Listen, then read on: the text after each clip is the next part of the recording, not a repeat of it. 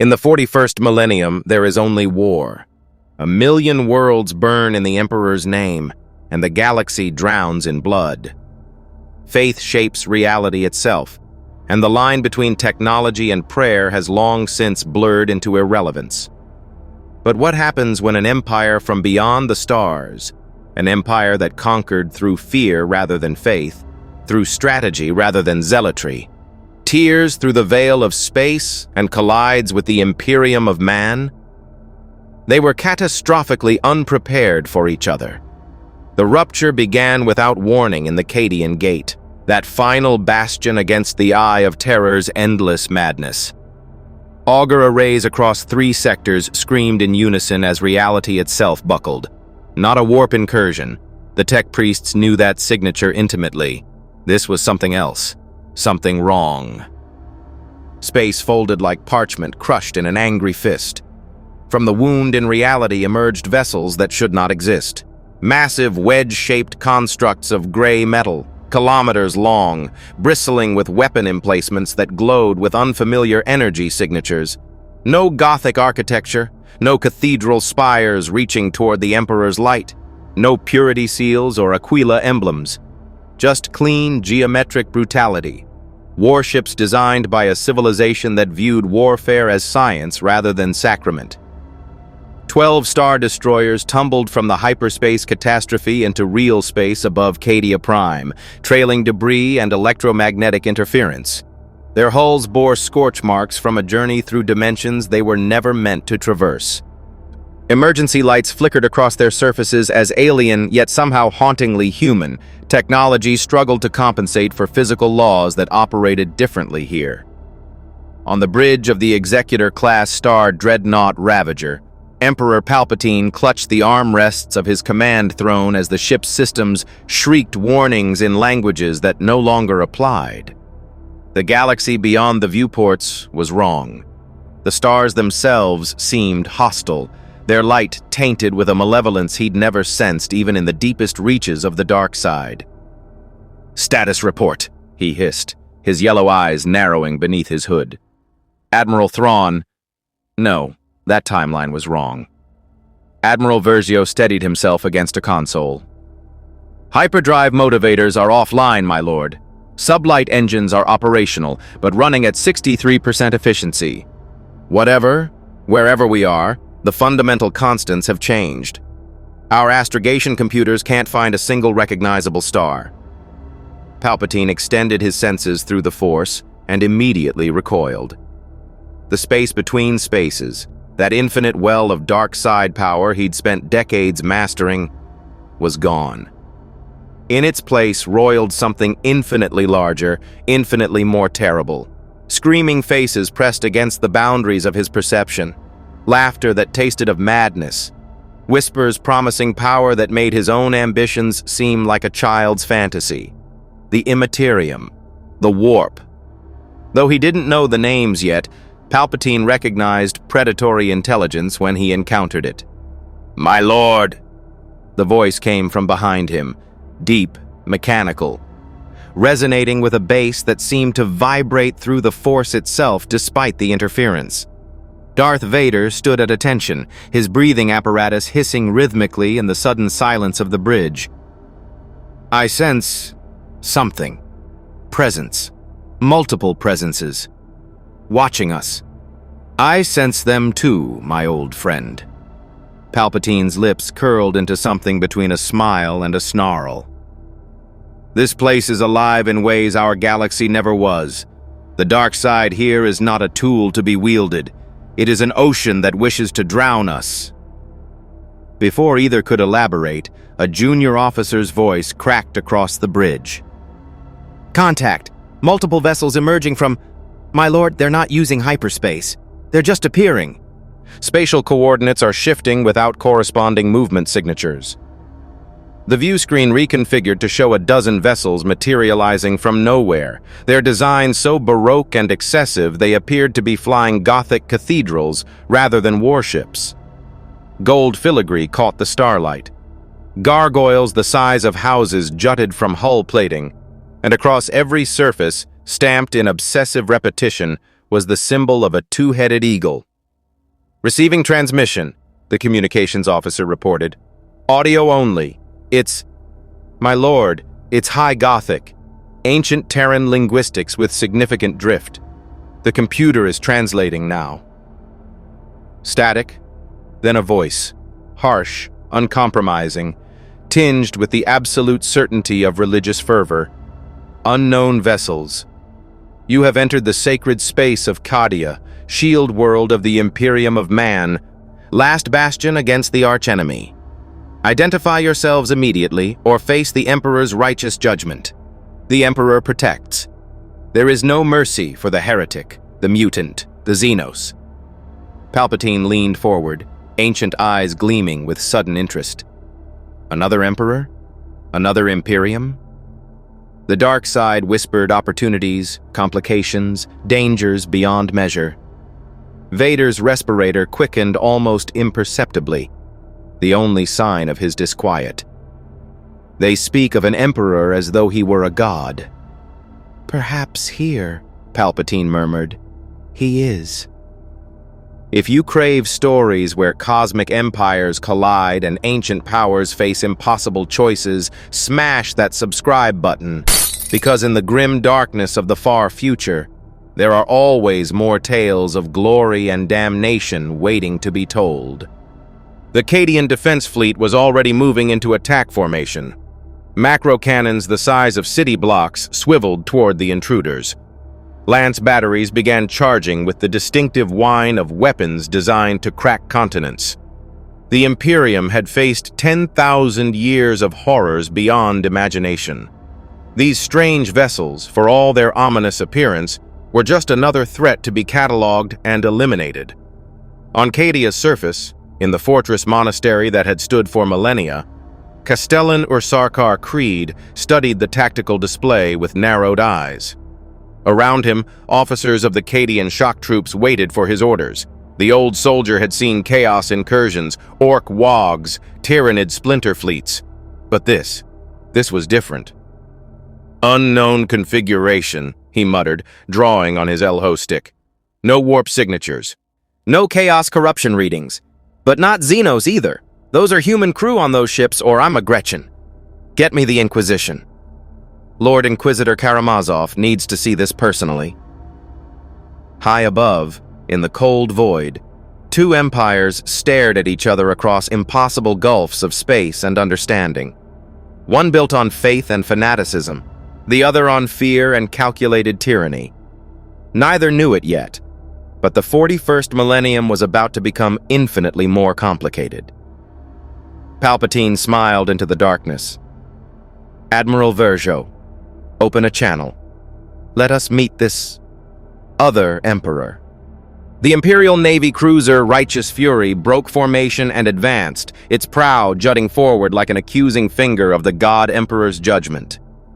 Captain Arcturus Haynes stood on his command deck, surrounded by the constant hymnal chanting of servitors hardwired into the ship's systems, their lobotomized brains offering prayers to the Omnissiah with every calculation. "Maintain weapons lock," he commanded, his augmetic eye whirring as it analyzed the strange vessels. "Prepare boarding torpedoes. Astropaths, relay to Cadia. Potential Xenos incursion, unknown classification. Request inquisitorial oversight."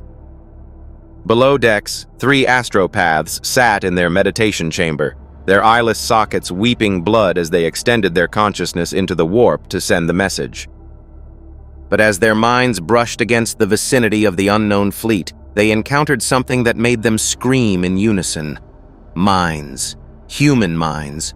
Billions of them compressed into the strange vessels. But wrong somehow.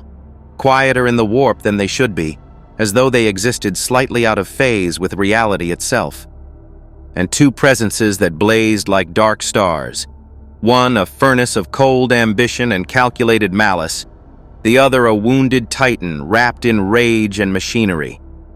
The lead astropath, a woman who had served the Emperor for 60 years, collapsed from her throne, blood streaming from her ears. "They are human," she gasped. "But not ours. Not the Emperor's children. They know nothing of his light, nothing of his sacrifice. They are orphans. Lost orphans carrying weapons that could crack worlds. On the Ravager's bridge, Palpatine listened as Admiral Verjo relayed the transmission they'd prepared, a carefully crafted message of diplomatic overture mixed with veiled threat. The response from the Imperial vessel came within minutes, but it wasn't what any of them expected. The voice that emerged from the speakers belonged to Captain Hayne, but it was overlaid with something else, a woman's voice, harsh with psychic power, speaking directly into the minds of every Force-sensitive being in the fleet. You claim humanity, yet you bear no mark of the Imperium. You speak of an emperor, yet you know nothing of the God-Emperor of mankind who sits upon the golden throne on Holy Terra. You wield powers that stink of the warp, yet you claim ignorance of the dark gods. You are either liars, heretics, or something far worse. Vader's gloved hands clenched. Telepaths. Powerful ones. Indeed. Palpatine's expression remained neutral, but he reached out through the Force, carefully, cautiously, to touch the mind of the speaker. What he found made even his ancient darkness recoil. Her mind was a fortress of adamantium will, fortified by a faith so absolute it had calcified into metaphysical armor. She believed, knew with every fiber of her being, that a being called the God Emperor watched over humanity, that she was his instrument, that her suffering in his service was the highest honor existence could offer. The depth of her conviction was staggering. And beneath it, Palpatine sensed something even more disturbing. She was right. Somewhere in this galaxy, something immense and terrible and divine did watch.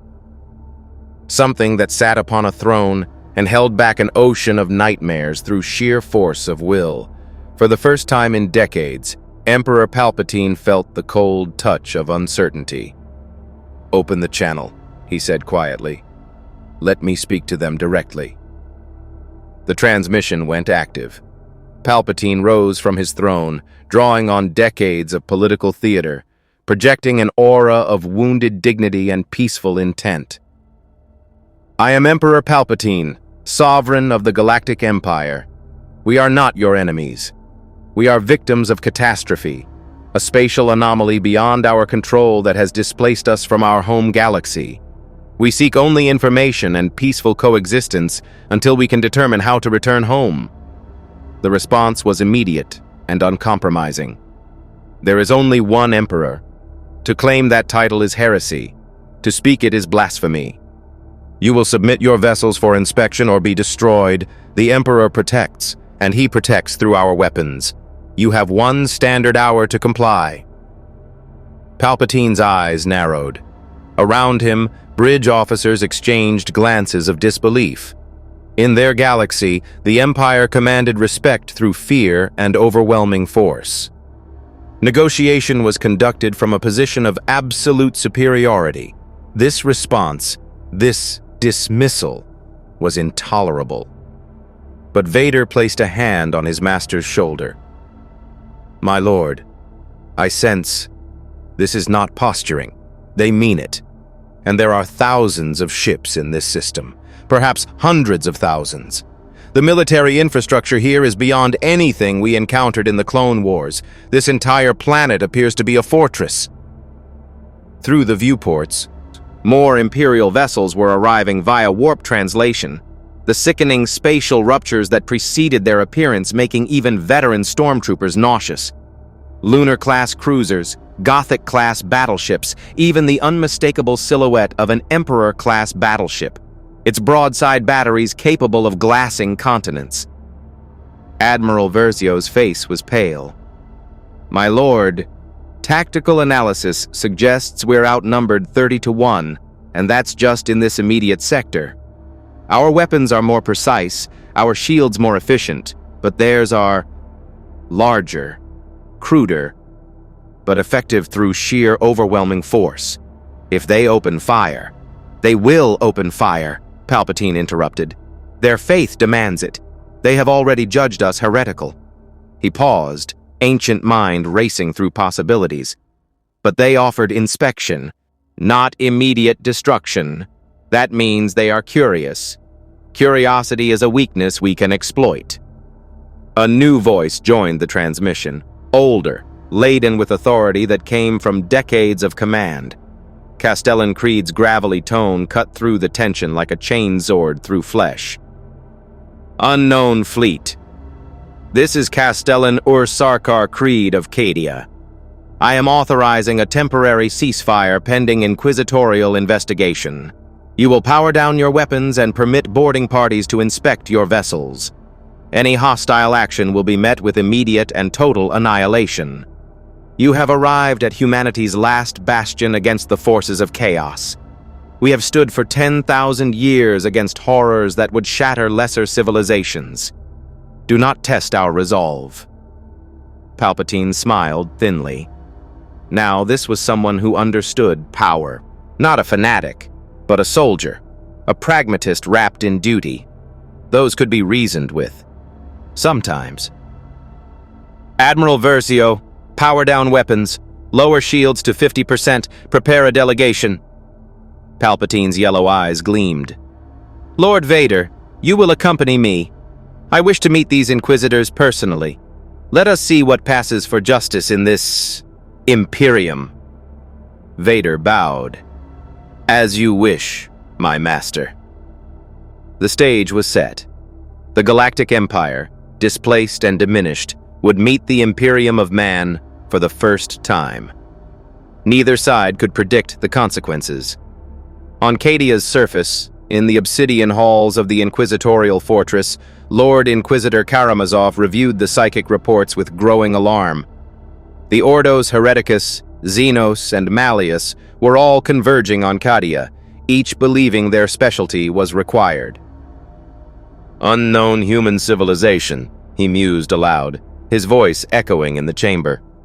Claiming an emperor of their own, wielding warp powers without sanctioning, technology that predates the age of strife and sophistication. His augmetic fingers drummed against his massive throne of judgment. They are either the greatest heresy we have encountered in centuries, or a miracle from the Emperor himself. He turned to his retinue of acolytes. Prepare reception protocols, full psychic screening, null field generators on standby. If they are tainted by chaos, we burn them. If they are clean. His eyes glittered with dangerous curiosity. Then perhaps the Emperor has delivered us a weapon against the coming darkness. In the void above, the first Thunderhawk gunships launched from Imperial vessels, their hulls emblazoned with purity seals and litanies of hate. They approached the Ravager slowly, cautiously, their pilots offering prayers to the God Emperor with every breath. Inside those gunships sat Inquisitors, their minds armored against corruption, their souls pledged to eternal vigilance. The two empires were about to meet face to face. The Thunderhawk gunship. Absolution's flame clamped onto the Ravager's hull with magnetic docking clamps that screamed as they tried to penetrate metal alloys never meant to interface with Imperial technology. Inside the hangar bay, 200 stormtroopers stood at attention, their white armor gleaming under lights that seemed harsh and sterile compared to the flickering braziers and votive candles that illuminated Imperial vessels. The airlock cycled open with a hiss of pressure equalization. What emerged made every trooper's finger tighten imperceptibly on their blaster triggers. The Inquisitor came first, a woman encased in power armor that had been inscribed with so many prayers and purity seals that the original black ceramite was barely visible. Her face was a map of scars, one eye replaced with an augmetic lens that glowed with pale green light. She carried a bolt pistol on one hip and a power sword on the other, and her presence radiated authority that transcended mere rank. Behind her came her retinue. Two sisters of battle in crimson armor, their bolters held at the ready. A tech priest whose robes concealed dozens of mechadendrites and weapons systems, and 3 psychers bound in inhibitor collars, their eyeless faces turned toward the stormtroopers with disturbing precision. I am Inquisitor Amberly Vale of the Ordo Xenos, she announced, her voice amplified by vox casters built into her gorget. By the authority of the Emperor of Mankind, Master of the Imperium, Lord of Holy Terra, I claim right of investigation over this vessel and all who sail within it. Resistance will be considered heresy. Heresy will be answered with death. Admiral Versio stepped forward, flanked by Imperial officers whose pristine uniforms seemed almost quaint next to the Inquisitor's Baroque warplate. Inquisitor Vale, welcome aboard the Ravager. Emperor Palpatine awaits you in the command conference chamber. If you'll follow, you will address the Emperor as the God Emperor or the Master of Mankind, one of the Sisters of Battle interrupted, her bolter shifting slightly. There is only one Emperor. Your master may be many things, but he is not that. Versio's jaw tightened, but he nodded curtly. Of course, this way. As they walked through the corridors of the Star Destroyer, Inquisitor Vale's augmetic eye recorded everything, feeding data to her cerebral implants for later analysis. The technology was staggering, clean, efficient, almost elegant in its design. No prayers inscribed on the walls, no incense burners purifying the air, no servo skulls floating maintenance protocols. Just pure functional machinery operating at levels of sophistication that would make even the most learned Mechanicus Magos weep with envy. The tech priest in her retinue, Engenseer Sigma 7, was already chanting binary prayers under his breath, his mechadendrites twitching with barely suppressed excitement. Blessed Omnissiah, he whispered. This is STC-level technology, perhaps pre-strife. The energy conduits alone, if we could recover even a fragment of their construction principles. Focus, Sigma, Vale said quietly. We determine if they are heretics before we decide if their technology is salvageable. The conference chamber was sparse by Imperial standards. No statues of the Emperor, no stained glass depicting the Great Crusade, just a simple table and chairs. Palpatine sat at the far end, his hood drawn back to reveal his ravaged features. Beside him stood Darth Vader, a figure whose imposing presence filled the room with palpable menace. Vale's psychic escorts gasped in unison, their heads snapping toward Vader. Dark, one whispered. So much darkness, but controlled, chained, a storm bound in flesh and steel. Palpatine rose slowly, offering a diplomatic smile that didn't reach his eyes. Inquisitor Vale, I am Emperor Palpatine of the Galactic Empire. This is Lord Vader, my most trusted servant. We welcome this opportunity to explain our circumstances and hopefully establish peaceful relations between our peoples. Vale studied him with her natural eye while her augmetic performed deep spectrum analysis. Human, unquestionably. Ancient, perhaps over a century old, though well preserved. Psyker-level readings off the scale, but the signature was wrong. Not warp-touched in the traditional sense. Something else. Something her instruments couldn't properly categorize. Your circumstances, she repeated flatly. She activated a hololith projector on her armor, displaying the psychic readings her astropaths had gathered. You claim to be displaced from another galaxy. You claim to lead an empire spanning thousands of worlds. You claim ignorance of the God Emperor, the Imperium, the Great Crusade, the Horus Heresy. Her voice hardened. You claim all this while wielding psychic powers without sanctioning, while bearing technology that should not exist outside of legend, while commanding vessels that our most learned tech priests cannot comprehend. She leaned forward, her scarred face inches from Palpatine's. Why should I not declare you all heretics and order your fleet destroyed? Palpatine met her gaze without flinching. Because destruction of knowledge serves no one, Inquisitor. Because if we truly are from beyond your known galaxy, we represent an intelligent source of incalculable value. Because... His smile widened slightly. Your curiosity is already devouring you. I can see it. You want to know how we arrived here. You want to understand our technology. You want to comprehend how an empire could exist without knowledge of your god emperor. Vale's hand moved to her bolt pistol. Careful, old man. I have killed for less presumption. I do not doubt it. Palpatine settled back into his chair. But I am not your enemy. Neither is Lord Vader. Neither are the millions of souls aboard these ships. We are simply trying to survive in a universe that has proven far more hostile than our own. Your own universe, Vale said slowly. Describe it. For the next hour, Palpatine spoke. He told of a galaxy far away, of a republic that had fallen into corruption and complacency, of clone wars that had raged for years. He described the Jedi Order, warrior monks who wielded the Force, a power similar to, but distinct from the warp. He explained hyperspace travel, which operated on principles the Imperium would call tech heresy.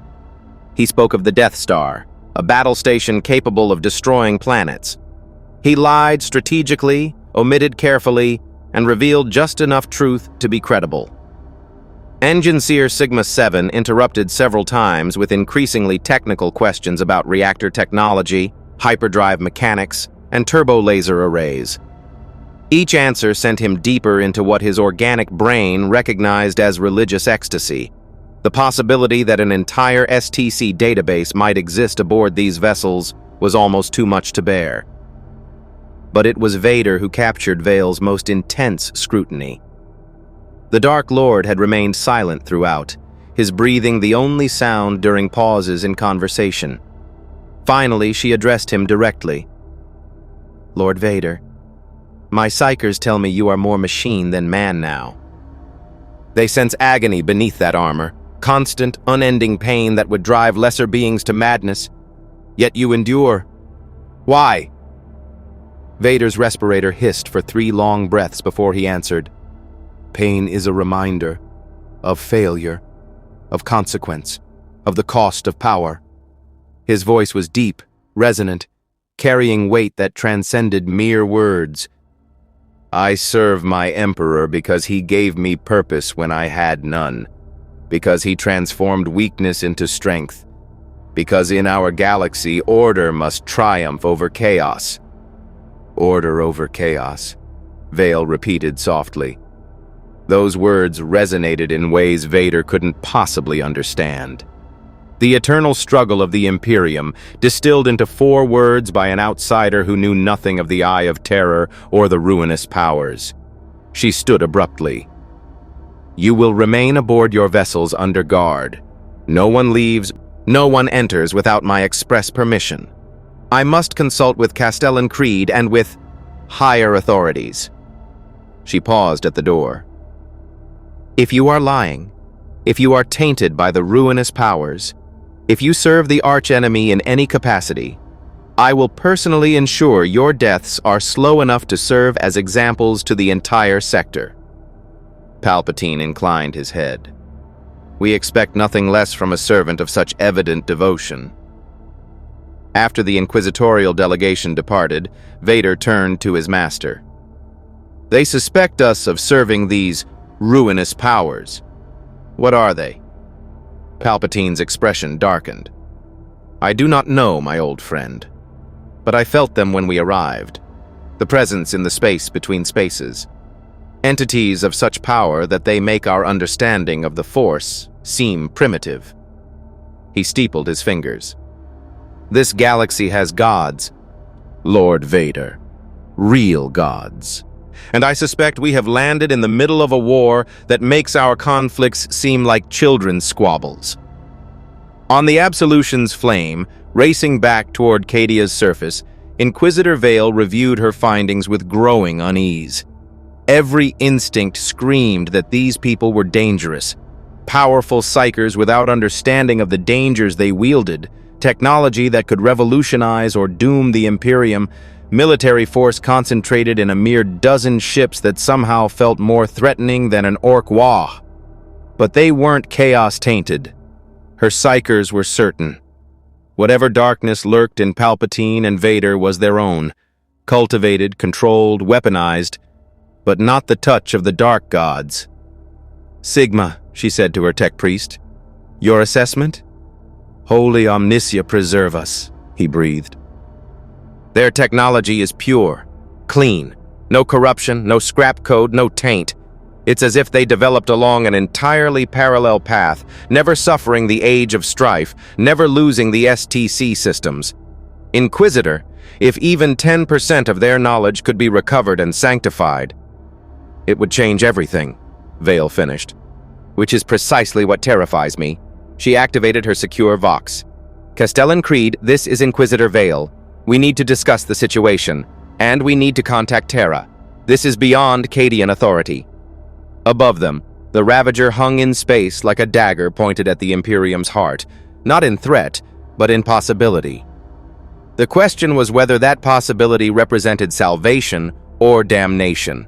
The fortress of the vigilant martyr squatted on Cadia's surface like a monument to mankind's capacity for paranoia.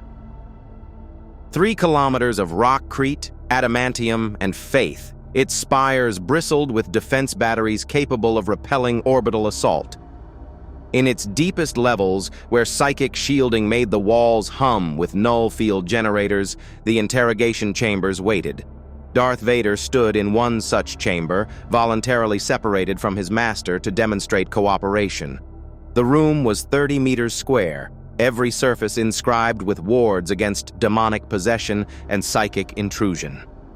Surrounding him were 5 Inquisitors, 3 psychic nulls, whose mere presence made the force feel distant and muffled, and a towering figure in Terminator armor whose stormbolter was aimed directly at Vader's chest. Inquisitor Vale circled him slowly, her augmetic eye dissecting every detail. "Remove your helmet." "Impossible," Vader responded, his respirator punctuating each word with mechanical rhythm. "The apparatus sustains my life. Without it, I die within minutes." How convenient. This came from Inquisitor Eisenhorn, an older man whose reputation preceded him, a radical known for using the weapons of the enemy against chaos itself. A face hidden suggests a face worth hiding. What disfigurement or mutation conceals itself behind that mask? "Scars," Vader said simply. "From fire, from betrayal, from weakness, I will not repeat." The interrogation continued for hours. They asked about the Force, its nature, its limitations, its source. Vader explained as best he could, describing the light and dark sides, the way it flowed through all living things, how it could be shaped by will and emotion. He did not mention midichlorians. Instinct told him that quantifying spiritual power would seem like heresy to these people who treated faith as literal armor against darkness. The Inquisitors exchanged glances. What Vader described sounded disturbingly similar to controlled warp manipulation, yet without the requisite corruption. Psychers who could use their powers without the constant threat of demonic possession. It was either the greatest discovery in millennia or the most elaborate deception chaos had ever concocted. "Demonstrate," Eisenhorn commanded. "Show us this force you wield." Vader extended his hand. Across the room, a heavy interrogation chair, easily 300 kilograms of reinforced steel, lifted smoothly into the air. He held it suspended for 10 seconds, then set it down with perfect control.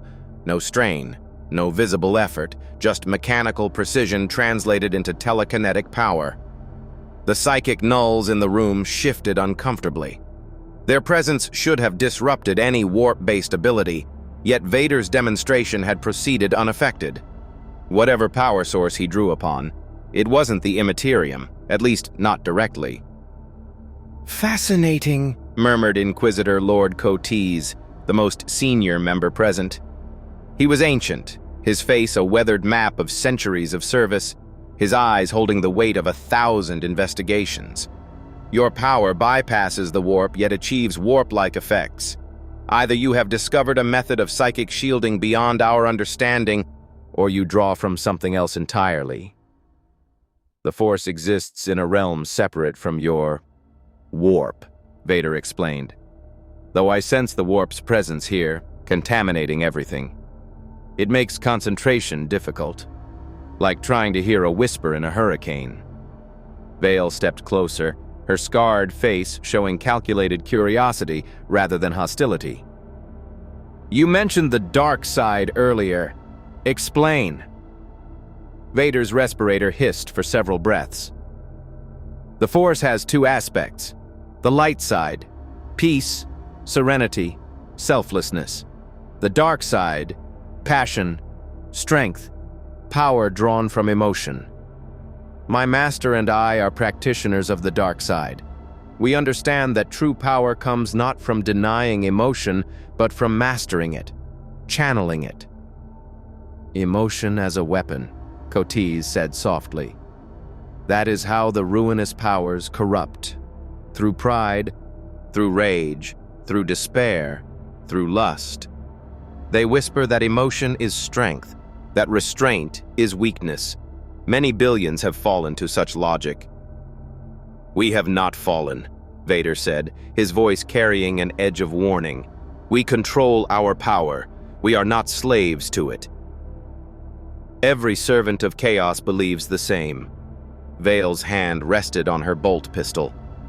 Until the moment they realized the chains were always there, just invisible until it was too late. Before Vader could respond, alarms shrieked through the fortress. Red emergency lighting bathed the interrogation chamber in bloody illumination. Vox speakers crackled with urgent reports. Warp breach detected! Multiple contacts emerging from the Immaterium! Chaos signatures confirmed! All stations battle alert! The Inquisitors moved with practiced efficiency. Cotes activated his Vox. Castellan Creed status? Creed's voice came through tense but controlled. 3 Chaos cruisers just translated in-system, bearing heretical marks of the Black Legion. They're launching assault craft toward your position. Looks like they want the prisoners. Our orbital batteries are engaging, but some will get through. Vale turned to Vader, her expression unreadable. If you are truly not servants of chaos, now is your chance to prove it. The enemy of mankind comes to claim you. Will you fight beside us, or will you welcome your true masters? Vader's respirator quickened, his equivalent of a dark laugh. I serve no master but Emperor Palpatine. If these chaos forces seek to claim me, they will learn the meaning of power. He looked toward the sealed door of the chamber. Release me. Give me a weapon if you doubt my own suffices. I will show you what a Sith Lord does to those who presume dominance. The Inquisitors looked to Cotes. The ancient warrior studied Vader for a long moment, then nodded slowly. Release him, but the Nulls stay close. At the first sign of corruption, you will try to kill me, Vader finished. I understand. I would do the same. The chamber doors opened to reveal chaos in its mundane form. Soldiers running to defensive positions, servitors hauling ammunition, tech priests chanting blessings over weapon systems. Through the fortress's viewports, the night sky burned with orbital fire as the Imperial Navy engaged the Chaos vessels. But thousands of smaller craft had already breached the defensive perimeter. Corrupted Thunderhawks, demon engines that flew on wings of flayed skin, drop pods bearing the mark of the 8-pointed star. They slammed into Cadia's surface in a pattern that suggested intelligence and purpose. They were coming for the fortress, coming for the strangers who had arrived from beyond the stars. In the command sanctum, Castellan Creed watched the tactical displays with grim satisfaction. They're making a mistake. This fortress has stood for 3,000 years. A raiding force, no matter how determined, won't. His words died as one of the drop pods opened to reveal what stood within. It was once a space marine, one of the Emperor's finest, elevated beyond mortal capability. Now, it was something else. Armor the color of midnight bore the symbols of the Black Legion and was fused with its wearer's corrupted flesh. Horns jutted from its helmet. Its bolter had been grafted to its right arm, the weapon feeding directly from reservoirs of corrupted ammunition that pulsed with warp energy. A Chaos Space Marine, a traitor from the Horus Heresy, 10,000 years of service to the dark gods evident in every mutated line of its form. And it was not alone. 24 warriors of the Black Legion advanced on the fortress, chanting praises to the Chaos gods that made reality itself shudder. Behind them came cultists, humans who had traded their souls for promises of power, their bodies twisted into forms that mocked the Emperor's design. Vale stood beside Vader on the fortress battlements, her stormbolter already tracking targets. Those were once the finest warriors humanity ever produced. Now they are traitors, heretics, everything the Imperium exists to destroy. This is what chaos does. This is what we fight every day of our lives. Vader studied the advancing enemy with the tactical acumen of decades of warfare. Their armor was impressive, but showed signs of degradation and mutation.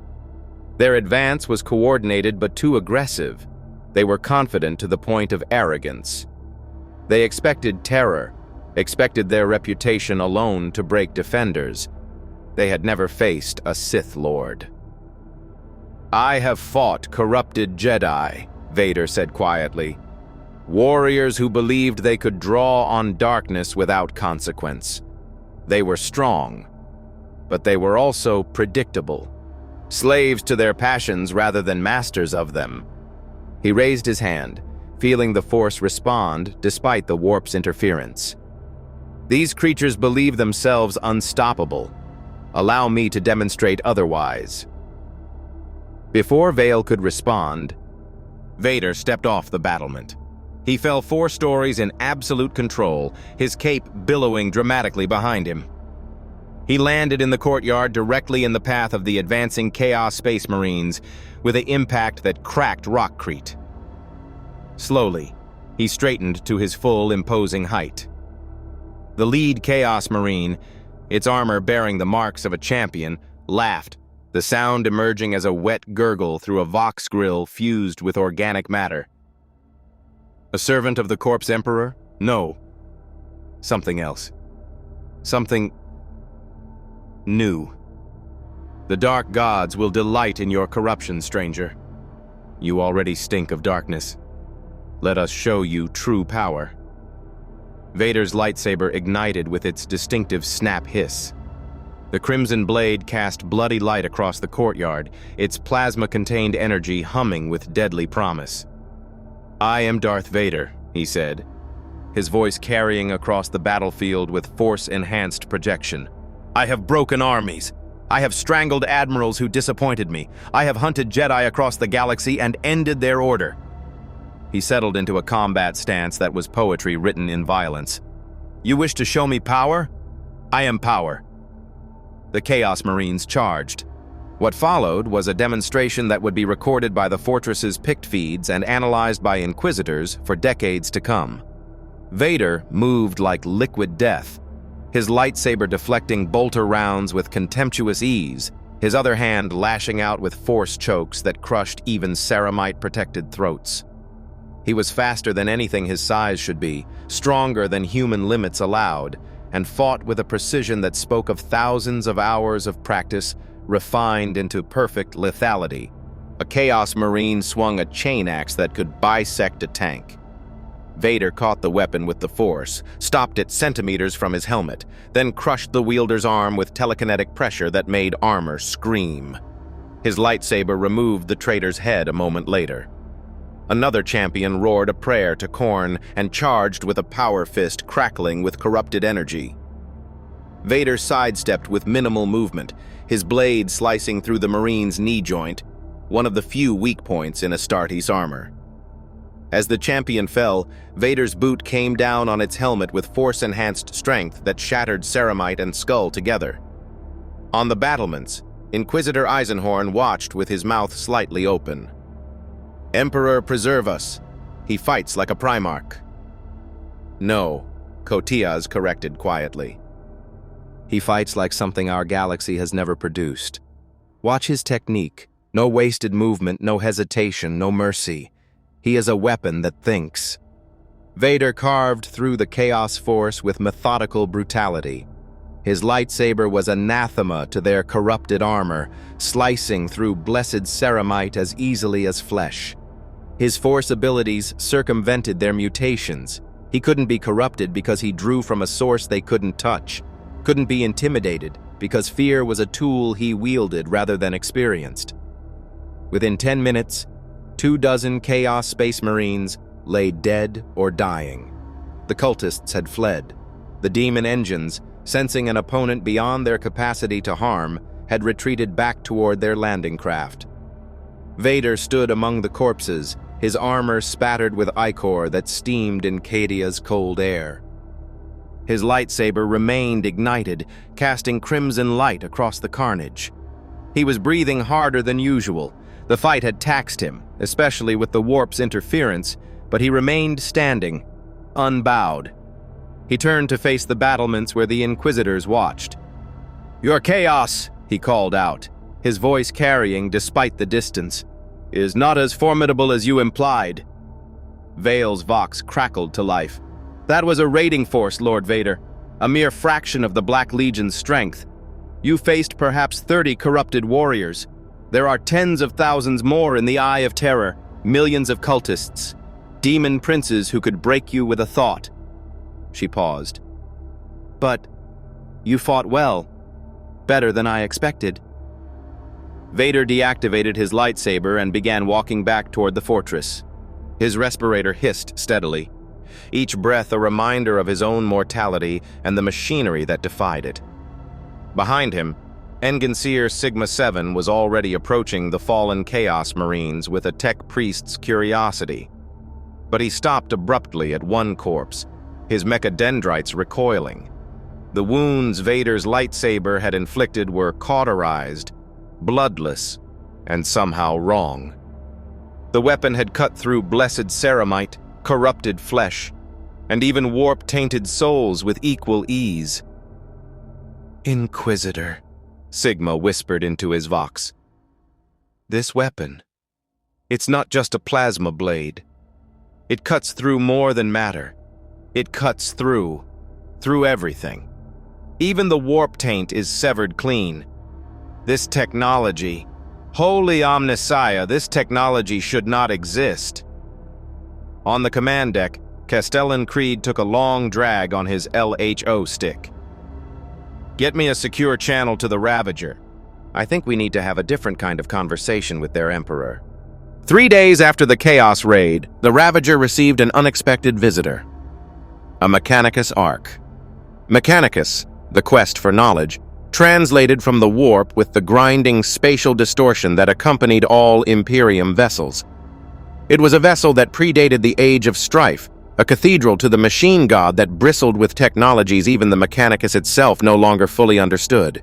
Its fabricator general, Archmagos Dominus Belisarius Call, had come personally. In the Ravager's largest hangar bay, Palpatine stood flanked by Vader and a full honor guard of stormtroopers as the Mechanicus delegation disembarked. What emerged was barely recognizable as human. Call was more machine than man, his body a fusion of countless augmentations accumulated over millennia of service. Mechadendrites writhed from his back like mechanical tentacles, each tipped with tools, weapons, or sensor arrays. His face was a composite of organic tissue and brushed steel, his eyes glowing with data feed overlays. Behind him came a procession of tech priests, servitors hauling analysis equipment, and 3 Skitarii vanguard whose bodies had been so heavily augmented they resembled walking weapons platforms more than soldiers. "Plauspos Emperor Palpatine. Plus." Call's voice emerged from a dozen Vox speakers simultaneously, each slightly out of sync to create an unsettling chorus effect. "Plauspos, I am Archmagos Dominus Belisarius Call, Fabricator General of the Adeptus Mechanicus. I come bearing the authority of Mars itself and the blessing of the Omnissiah. Your vessels represent technology that should not exist.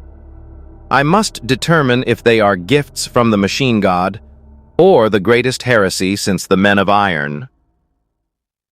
Palpatine offered a diplomatic smile.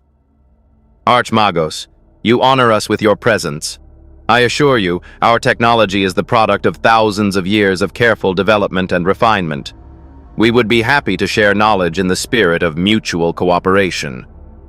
Call's mechadendrites twitched with what might have been excitement or threat assessment. Task knowledge.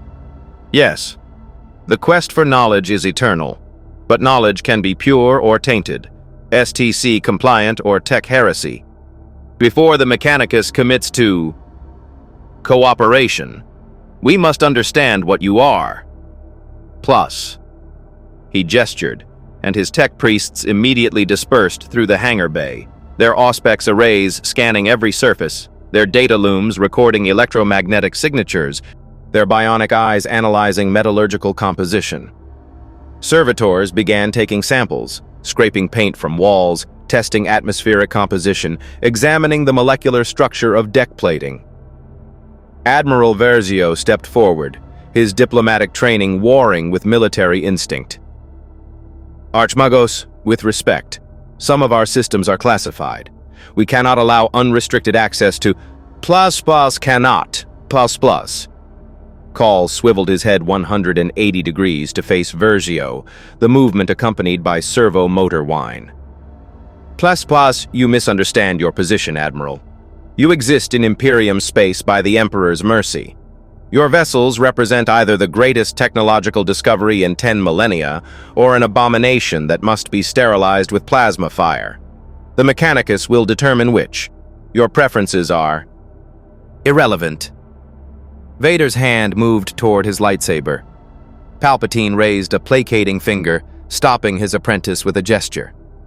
Archmagos, we are not unwilling to demonstrate our technology, but we must insist on controlled demonstrations. Our ships contain sensitive systems that, if improperly handled, could result in catastrophic failure. Call's mechadendrites drooped slightly, his equivalent of considering the statement. Acceptable, but I will test 3 systems of my choosing. Refuse, and I recommend to Inquisitor Lord Cotes that your fleet be declared tech heresy and destroyed. Which systems? Palpatine asked carefully. First, your primary weapons arrays, these turbo lasers that fire coherent energy without plasma containment. Second, your propulsion systems that achieve faster-than-light travel without warp immersion. Third, Call's optical sensors focused on Vader. That weapon, the blade of contained plasma. I must understand its principles. Vader's respirator quickened. My lightsaber is a weapon of the Sith. It is not technology to be dissected by it is technology. Call interrupted flatly. All technology is the province of the Mechanicus. All technology serves the Omnissiah. If you refuse, you confirm suspicions that your devices are tainted. Palpatine laid a hand on Vader's arm. Lord Vader, a moment. He turned back to Call. The lightsaber is culturally significant to us, a symbol of authority and power. Surely the Mechanicus understands the intersection of technology and faith. Call's response was immediate. The Mechanicus exists at that intersection. We sanctify technology through prayer. We understand it through meditation. We purify it through ritual. Your lightsaber is not sacred. It is simply not yet understood. Allow me to understand it, and I will tell you if it is blessed or cursed. The standoff lasted several heartbeats. Finally, Vader reached to his belt and detached his lightsaber, holding it out horizontally. You may analyze it, but under my supervision. If your examination damages it, I will hold you personally responsible. Call's mechadendrites reached out with surprising gentleness, taking the weapon with manipulators that were probably more precise than human hands ever could be. I have maintained technology for 3,000 years. I know delicacy. For the next 6 hours, The Mechanicus delegation transformed the hangar bay into an impromptu laboratory. Call personally examined Vader's lightsaber with instruments that ranged from mundane magnification lenses to esoteric devices that seemed to measure quantum probability fields. His tech priests swarmed over a decommissioned turbolaser turret that Admiral Vergio reluctantly provided, chanting binary hymns as they reverse-engineered its focusing crystals and power distribution networks. A separate team descended into the ship's hyperdrive chamber, where the primary motivators sat dormant and damaged from the dimensional breach. The chief engineer, a veteran of 30 years' service, watched nervously as tech priests poked at systems he'd maintained his entire career. "Careful with the motivator coils," he warned. "They're still volatile from the transition. One wrong adjustment and we could trigger a containment breach that would vaporize half the ship." The lead tech priest, Magos Theta 9, didn't even look up from his analysis. "I am 347 years old. I have repaired void shields while under orbital bombardment. I have rebuilt plasma reactors while they were still hot. Your concerns are noted and dismissed." Plus, in the hangar bay, Call had disassembled Vader's lightsaber into its component parts with reverent care. The Kyber crystal sat at the center of his analysis table, catching the light and refracting it in ways that seemed almost alive. Around it lay the focusing lenses, power cell, magnetic containment field generators, and other components that had been crafted through Sith alchemy as much as engineering. "Plaus, fascinating," Call murmured, his Vox speakers for once conveying something like awe. "But the crystal is not simply technology. It is responsive, semi-sentient. It attunes to the wielder, adjusts its resonance to match their psychic signature. This is not Mechanicus doctrine. This is not even human thinking. This is plus." He paused, mechadendrites twitching rapidly. This is what technology could be if we had never lost the Dark Age knowledge. Machines that think, tools that choose their masters. The dream of the Omnissiah made manifest. Plus. Vader stood rigid throughout the examination. Through the Force, he could feel the crystal's discomfort at being handled by unfamiliar hands, its resonance disrupted by Call's invasive instruments. But he also sensed something unexpected. The Archmagos' genuine reverence. This wasn't desecration. This was worship through understanding. Plus your hyperdrive." Theta 9's voice crackled over the Vox from deep in the ship. "Plaus the uses principles we abandoned after the Age of Strife. Spatial compression, dimensional folding, but without warp immersion. Safer, slower over interstellar distances, but predictable, reliable. The Mechanicus would classify this as STC adjacent, not heretical, merely lost. Plus. Call carefully reassembled Vader's lightsaber, his mechadendrites working with watchmaker precision. When finished, he activated it briefly, the blade igniting with its characteristic snap hiss, then deactivated, and returned it to Vader with something approaching ceremony. Your technology is pure, he announced. Not corrupted by chaos, not tainted by Xenos influence, not created by abominable intelligence. It is human innovation following a parallel development path. The Mechanicus has seen such things before, in the darkest archives. Colonies that survived Old Night by developing unique solutions to universal problems. Palpatine's expression didn't change, but he felt a weight lift from his shoulders. "Then we are not heretics?" You are not tech heretics. Call corrected. Whether you are theological heretics remains the Inquisition's determination, but your machines are not abominations. In fact, His optical sensors brightened. Plaspas, I propose an exchange. You grant the Mechanicus access to your technology for study and sanctification. In return, we provide assistance repairing your damaged vessels and adapting your systems to function more efficiently in this galaxy's physical laws. And we gain what else from this arrangement? Vader asked, his tone suspicious.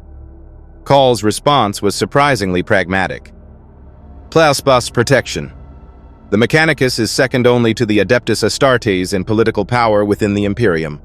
Our endorsement would make destroying your fleet significantly more complicated for those who wish you gone. It would also provide access to our manufacturing capabilities, our knowledge of this galaxy's dangers, and our expertise in survival. Palpatine considered this carefully. The Mechanicus was clearly powerful, a priesthood of technology worshippers who controlled the Imperium's production capabilities. An alliance with them would provide legitimacy and resources, but it would also mean surrendering some of their technological secrets, allowing these augmented humans to dissect and potentially replicate Star Wars technology. The question was whether survival in this hostile galaxy was worth the price of exclusivity. We accept, Palpatine said finally, but with conditions. First, any technology we share must be credited to its source. Second, we retain final authority over what is shared and when. Third, any adaptations or improvements you develop must be shared with us in return. Call's mechadendrites performed a complex gesture that might have been the Mechanicus equivalent of a handshake or an oath. But acceptable. The quest for knowledge benefits all who pursue it with proper reverence. Together, we may recover what was lost, perhaps even exceed it. He turned to his tech priests. Plaspas, begin documentation protocols. Full analysis, proper sanctification, appropriate prayer cycles. This will take months, perhaps years. But the Omnissiah has blessed us with opportunity. We must not squander it.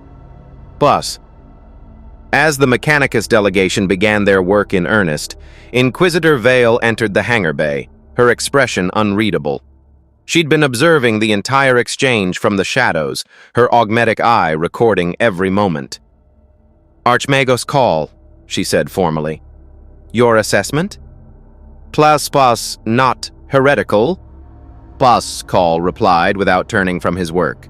Plaspas technologically pure, strategically valuable, potentially revolutionary. Pas. And politically? Vale pressed. Now Call did turn, his composite face attempting something like a knowing expression. The Inquisition fears what they cannot control. The Mechanicus embraces what we can understand. Your question reveals your concern. These people are not slaves, not servants, not supplicants. They are equals who arrive diminished but not broken. The Imperium has not faced equals in 10,000 years. We have forgotten how to negotiate rather than conquer. Plus. Vale's hand rested on her bolt pistol, a habitual gesture when troubled. Equals are dangerous. Equals can become enemies. Plus or allies, Tusplus, Call countered.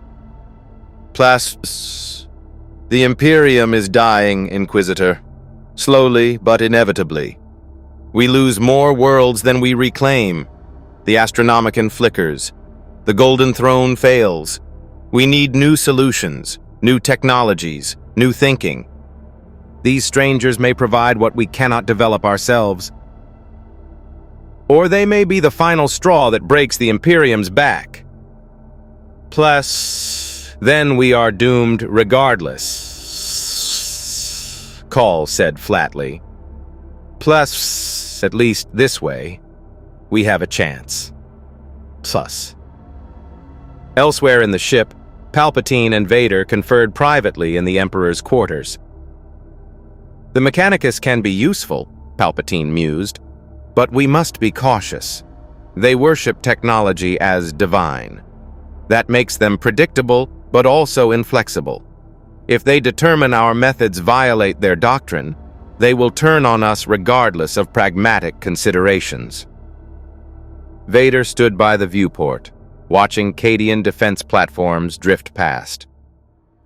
I sense conflict within the Imperium. The Inquisitors distrust us.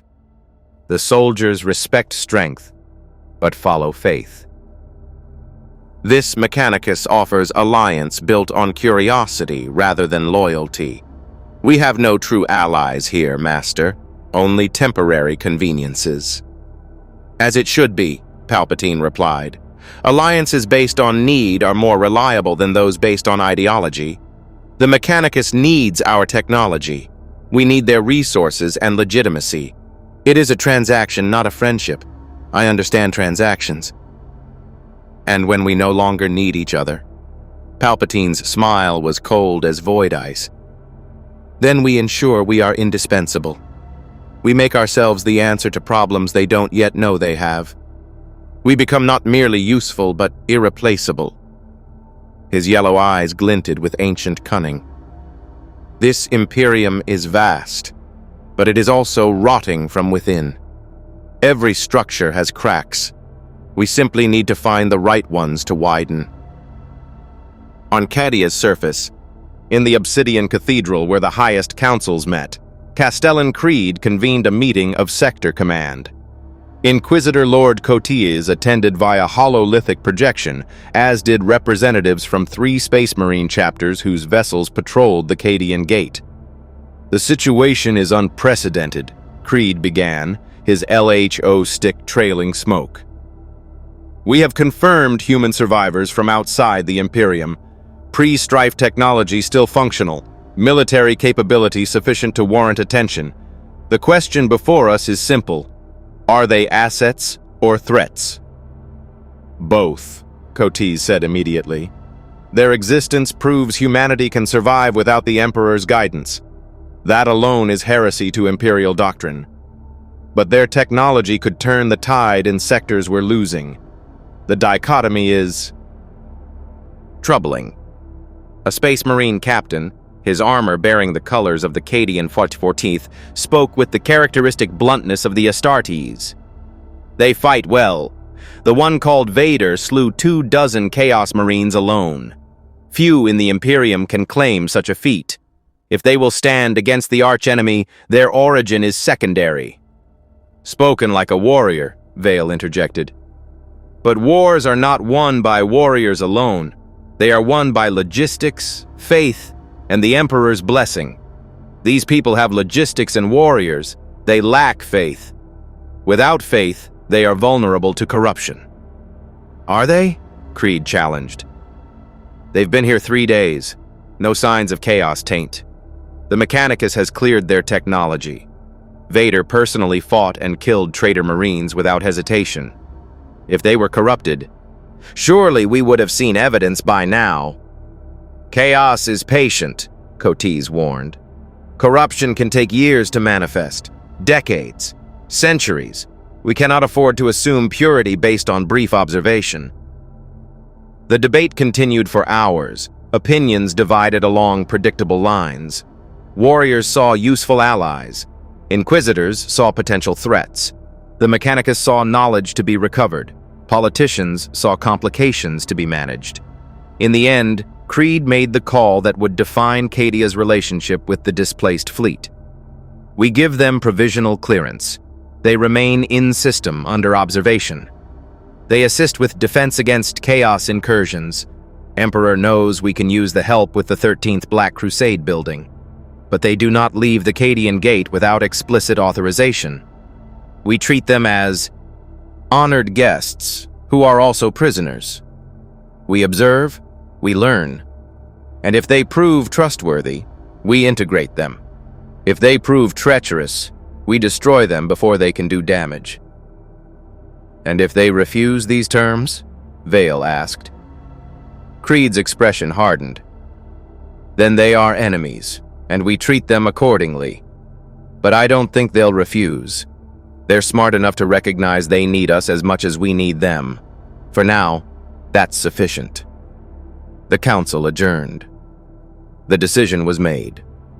The Galactic Empire's survivors would remain at Cadia, neither fully accepted nor outright rejected, a position Palpatine had maneuvered them into deliberately. On the Ravager, Palpatine received Creed's message with dark satisfaction.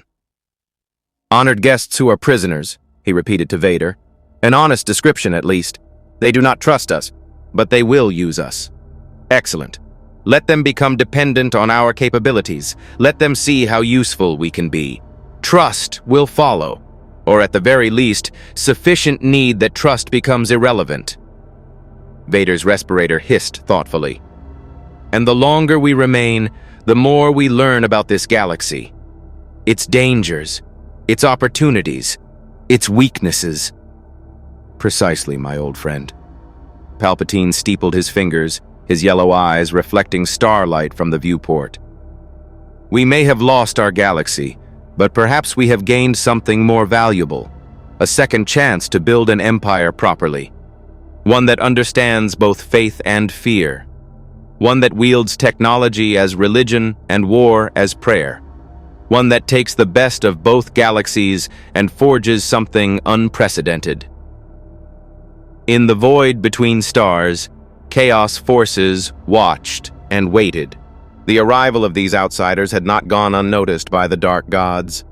New pieces on the board, new souls to corrupt or destroy. The great game had become more interesting. And in the depths of the warp, something ancient and terrible smiled with mouths that should not exist, intrigued by the darkness it sensed in the one called Palpatine. Darkness familiar yet foreign. Darkness it wished to taste. The stage was set. The players assembled. The 41st Millennium had just become infinitely more complicated. 6 weeks passed in an uneasy equilibrium.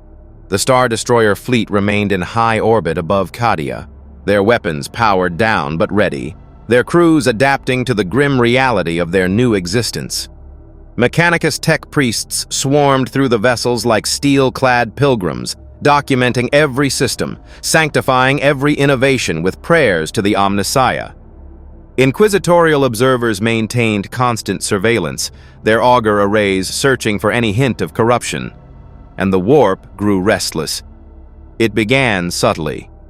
Astropaths across the Cadian system reported disturbing visions, glimpses of futures that diverged wildly from predicted patterns, temporal echoes that suggested reality itself was being rewritten. The Astronomicon, that psychic beacon emanating from Holy Terra that guided ships through the warp, flickered with unusual frequency when viewed from Cadian space. Something in the Immaterium had noticed the strangers. Something was paying attention. Palpatine felt it first during meditation in his quarters aboard the Ravager. He'd been attempting to adapt his Sith techniques to function more efficiently in this galaxy's hostile psychic environment, reaching out carefully through the Force to sense the flows of power around him. What he touched instead was infinitely worse than he'd anticipated. The warp pressed against his consciousness like an ocean testing a dam. Where the dark side of the Force had been a tool, dangerous but controllable, a power source to be tapped and directed, the Immaterium was alive and hungry. It didn't simply exist, it wanted, it craved, it promised. 4 distinct presences lurked within that maelstrom, each impossibly vast, each a distillation of some fundamental aspect of sentient existence, twisted into apotheosis. He couldn't perceive them clearly. His Force sensitivity wasn't calibrated for warp sight, but their nature bled through in sensations that made his ancient skin crawl. Blood, rage, endless war and glory through violence. Horn, decay, despair. The inevitability of entropy and the peace of surrender. Nurgle, change, ambition. The constant flux of schemes within schemes. Tsinch, excess, perfection. The pursuit of sensation beyond all mortal limits. Slaanesh, the dark gods of chaos. The ruinous powers that the Imperium spent 10,000 years fighting. And they were looking back at him. Palpatine severed the connection immediately, gasping as he returned to normal consciousness. Sweat beaded on his withered skin, a physical reaction he hadn't experienced in decades. His hands trembled slightly as he gripped the armrests of his meditation throne. So, he whispered to the empty chamber. "This is what the Imperium faces. Not mere corruption or political rivalry, but literal gods who feed on mortal emotion and thought. No wonder they turn to fanaticism. Faith armor isn't metaphor, it's survival technique." A knock at his door. "My lord?" Vader's voice, concerned despite its mechanical filtering. "I felt something through the Force, a presence that noticed us." "Enter, Lord Vader." Vader stepped inside, his imposing frame filling the doorway. Even the Dark Lord seemed rattled, his respirator cycling faster than usual. "Master, what are these entities the Imperium calls the Dark Gods?" "They are not Force presences as we understand them. They are something else entirely." Palpatine gestured for Vader to sit. "They are what the Force could become if it achieved malevolent consciousness. The Imperium calls them the ruinous powers, chaos gods born from the collective psychic emanation of sentient emotion across the galaxy. Khorne from rage and bloodlust, Nurgle from despair and acceptance of death, Tzeentch from ambition and the desire for change, Slaanesh from the pursuit of excess and perfection. They are worshipped," Vader said slowly. "Like the Emperor of this Imperium is worshipped, faith gives them power." "Precisely. But where the Imperium's Emperor demands devotion and gives protection, the Chaos Gods offer power and demand damnation." Palpatine stood, pacing to the viewport. Below, Cadia turned slowly, its fortresses glittering like jewels on a battlefield. This explains much. The Imperium's paranoia about mutation, about psychic powers, about any deviation from doctrine. In our galaxy, such things were superstition. Here they are survival imperatives. A single corrupted thought can literally open doorways for demonic invasion. "Are we vulnerable?" Vader asked the question that mattered most. Palpatine considered carefully. "The Force protects us somewhat. We draw power from a source the Chaos Gods cannot directly touch. Our midi-chlorians interface with a different fundamental layer of reality. But we are not immune. Our emotions, anger, ambition, fear, pride, are exactly what they feed upon. If we are not careful, they will find ways to corrupt us through what we already are. Then we must be more careful than we have ever been." "Or," Palpatine said slowly, a dangerous gleam in his yellow eyes, "we must learn to use their own weapons against them. The Imperium fights chaos through faith and denial. But we are not of the Imperium. We understand darkness as a tool rather than a corruption. Perhaps we can walk the line they cannot." Vader's respirator hissed sharply.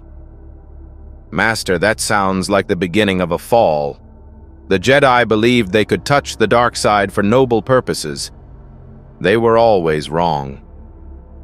The Jedi were weak. We are not." But even as Palpatine said it, he felt doubt, an emotion he'd thought himself beyond. The Chaos Gods weren't the dark side. They were something infinitely more dangerous. The dark side given consciousness, ambition, and an eternity to perfect corruption. The conversation was interrupted by urgent chiming on the Vox system. Admiral Versio's voice came through tense. "My lord, we have an incoming inquisitorial delegation. Lord Inquisitor Karamazov himself is requesting immediate audience. He brings, my lord, he brings a Primaris Space Marine as escort. They're demanding to speak with you about warp disturbances emanating from your fleet." Palpatine and Vader exchanged glances. "We'll receive them in the command conference chamber. Full honor guard. Lord Vader, you will attend. If they've detected my meditations, reach. We must convince them it was controlled rather than symptomatic of corruption." 20 minutes later, Lord Inquisitor Fyodor Karamazov entered the conference chamber, seated upon his throne of judgment, a modified dreadnought chassis that served as both transport and weapon platform. The ancient Inquisitor was rumored to be over 400 years old, his body so withered that only the throne's life support systems kept him functioning, but his eyes burned with zealous fire that age had not dimmed. Behind him strode a Primaris Space Marine of the Ultramarines chapter, Captain Ventress, his blue armor bearing the honorifics of centuries of service. He stood over 2 meters tall even without his armor's boots, genetically enhanced to superhuman perfection, a warrior who could tear through a squad of stormtroopers with his bare hands. Karamazov's throne of judgment clanked to a halt, servos hissing. When he spoke, his voice was surprisingly strong for one so aged. "Emperor Palpatine, Lord Vader, I come bearing grave tidings. 3 hours ago, every astropath in the Cadian system reported the same vision simultaneously. A presence reaching into the warp from your flagship. A presence tainted with darkness that called out to the ruinous powers like a beacon." He leaned forward, his eyes boring into Palpatine's. "Tell me, Emperor, why the dark gods have taken interest in you." Palpatine met the Inquisitor's gaze without flinching, projecting calm authority despite the accusation. "Lord Inquisitor, I was attempting to understand the nature of this galaxy's psychic phenomena. In my home reality, what you call the warp was merely the Force, a tool that could be studied and mastered through discipline. I did not realize that extending my consciousness here would attract attention." "Ignorance is not innocence," Karamazov said flatly. "Especially when that ignorance endangers billions. The warp is not a tool to be studied casually. It is an ocean filled with predators that view mortal souls as prey. Your Force meditation has marked you. The dark gods now know you exist. They will seek to corrupt you." Captain Ventress spoke for the first time, his voice deep and measured. "The question is whether you are already corrupted. Our librarians detect darkness within both of you, controlled, yes, but profound. In the Imperium, such darkness typically indicates chaos taint. Yet you claim this is your natural state. How are we to believe you?" Vader rose to his full height, his imposing presence filling the room. "Captain, I have fought and killed servants of your chaos without hesitation. I have demonstrated loyalty through action. If I were corrupted, would I defend the Imperium's fortress against the Black Legion?" "Chaos is subtle," Ventress countered. "The greatest heretics often believe themselves pure until the moment of revelation. Your actions mean less than your nature, and your nature is troubling." The tension in the room thickened like smoke. Stormtroopers shifted slightly, hands moving closer to weapons.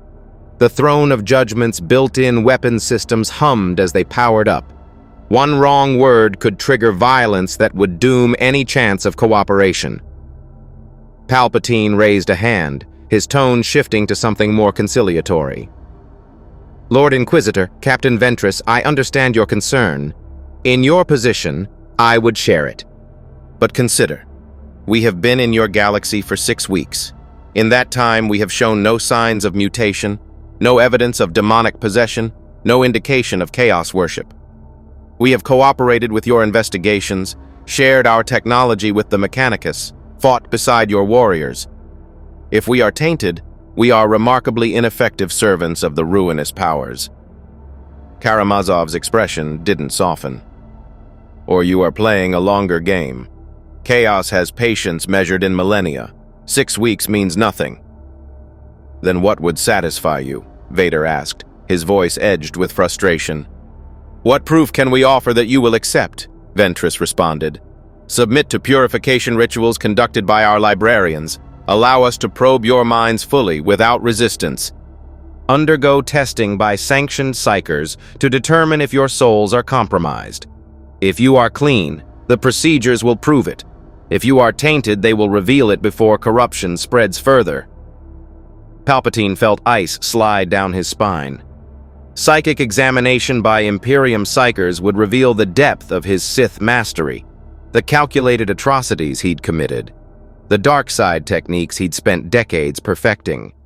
They would see not chaos corruption, but something potentially worse, a human who had embraced evil through choice rather than coercion. "Unacceptable," he said flatly. "Our mental techniques are sovereign to us. We will not submit to invasive psychic interrogation." "Then you confirm our suspicions," Karamazov said coldly.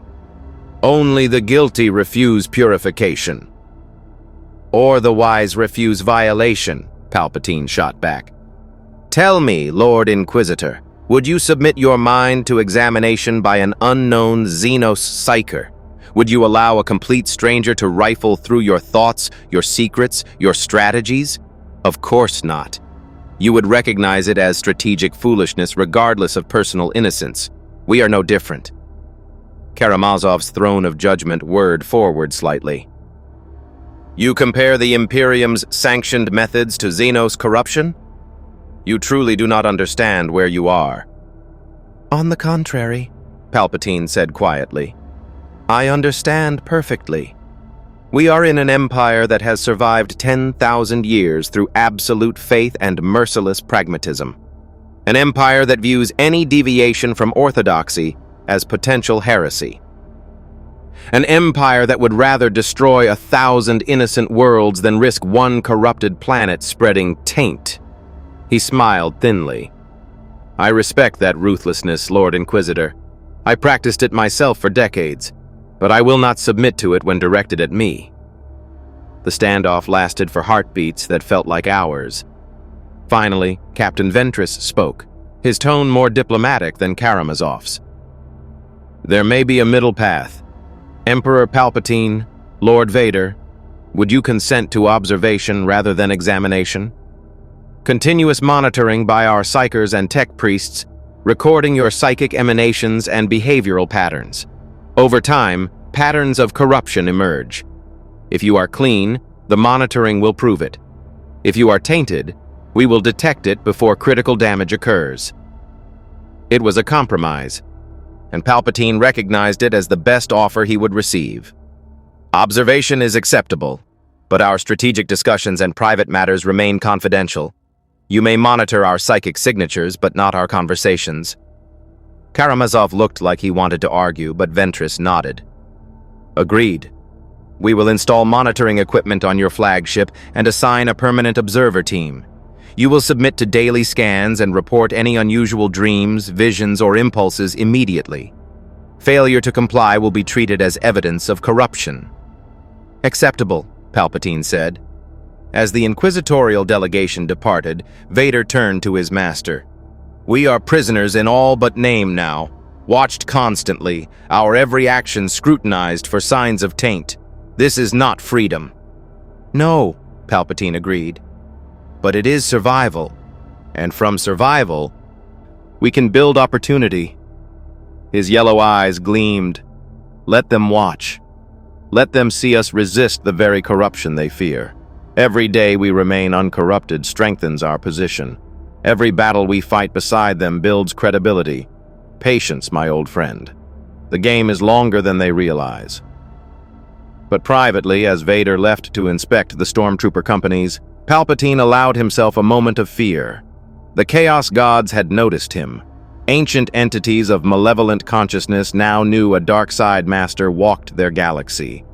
They would test him, tempt him, seek ways to bend his power to their purposes. For the first time since his youth, Emperor Palpatine faced opponents he couldn't manipulate through politics or destroy through overwhelming force.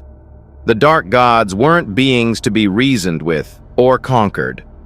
They were fundamental aspects of reality itself, and they had all of eternity to corrupt him. He would need to be stronger than he'd ever been, smarter, more controlled, or he would become exactly what the Inquisition feared, a puppet dancing on strings of chaos, believing himself free until the moment the strings were revealed. The game had truly begun. The monitoring equipment arrived within 48 hours. Sacred instruments of the Ordo Malleus, blessed by 3 different tech priests and inscribed with wards against demonic interference. Psychers in inhibitor collars took up positions throughout the Ravager, their eyeless faces always oriented toward wherever Palpatine or Vader happened to be. Their constant presence was unnerving even to battle-hardened stormtroopers, who began avoiding certain corridors where the blank-faced watchers stood in silent vigil. But it was the offer that came 3 weeks later that truly changed everything.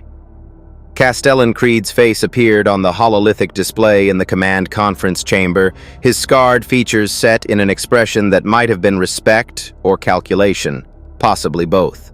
Behind him stood Captain Ventress and Inquisitor Vale, their presence lending weight to whatever proposal was coming. "Emperor Palpatine," Creed began without preamble, his elho stick trailing smoke across the projection. "The 13th Black Crusade is intensifying. Abaddon the Despoiler has committed forces we haven't seen since the Gothic War. 3 sectors spinward are under sustained assault. The defense of Kasser Holn is failing. If it falls, chaos gains a foothold that could threaten the entire Cadian Gate." Palpatine leaned forward, fingers steepled. "You're asking us to fight." "I'm offering you a chance to prove your worth," Creed corrected. "You've been under observation for nearly 2 months. No signs of corruption, no evidence of taint. You've cooperated with every investigation, submitted to every scan, allowed our people to crawl through your ships with remarkable patience." He took a drag on his elho stick. "The Imperium rewards service. Fight beside us at Kasser Holn. Demonstrate your capabilities in real combat against the archenemy, and I will personally recommend to Segmentum Command that your fleet be granted autonomous ally status." "Meaning?" Vader asked. Captain Ventress responded. "Meaning you would no longer be prisoners. You'd have freedom of movement within Imperial space, access to Imperial resources and intelligence, and the right to establish a permanent presence in the Imperium. You'd still be watched, but as valued allies rather than potential threats." Inquisitor Vale's expression suggested she wasn't entirely supportive of this proposal, but she remained silent. The political currents were clearly complicated. Some Imperial authorities saw opportunity while others saw only risk. Palpatine considered carefully. Battle meant exposure. Their ships would face combat against opponents who fought with weapons blessed by literal gods. Their tactics would be observed by military analysts. Their capabilities would be documented and assessed. But it also meant demonstrating indispensability. The Imperium respected strength above all else. If the Star Destroyer fleet could turn the tide at Kasser Holn, their position would be significantly strengthened. "We accept," he said finally. "But I have conditions. First, we command our own forces. No Imperial officers override our tactical decisions. Second, we receive full strategic intelligence about the enemy we're facing. Third, after the battle, regardless of outcome, you grant my people shore leave on Cadia. They've been confined to ships for months. Morale is suffering." Creed considered, then nodded. "Done. You'll coordinate with Imperial Navy Command, but your ships remain under your authority. We'll provide everything we know about Abaddon's forces at Kasser Holn. And if you survive," he smiled grimly, "your people can experience Cadian hospitality. Emperor knows they'll have earned it." The hololithic transmission ended. Vader turned to Palpatine. "Master, this is exactly the opportunity we needed. But Kasser Holn will be a meat grinder. The Imperium doesn't send armies to places like that unless they expect massive casualties. Which is why our success will matter all the more." Palpatine stood, his expression calculating.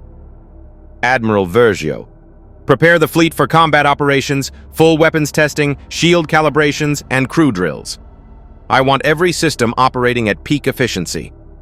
Lord Vader, you will command ground operations if boarding actions become necessary. Show the Imperium what a Sith Lord does when unleashed." "With pleasure, my master."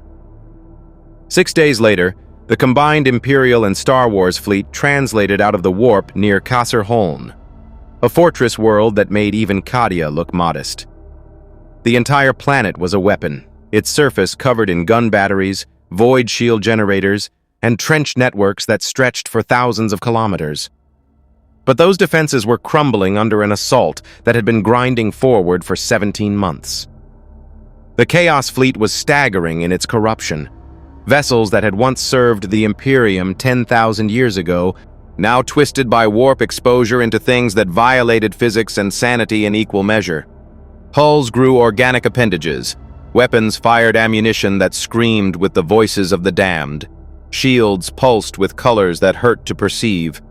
And at the center of it all hung the vengeful spirit, flagship of Warmaster Abaddon the Despoiler, a battleship so massive and ancient it predated the Imperium itself.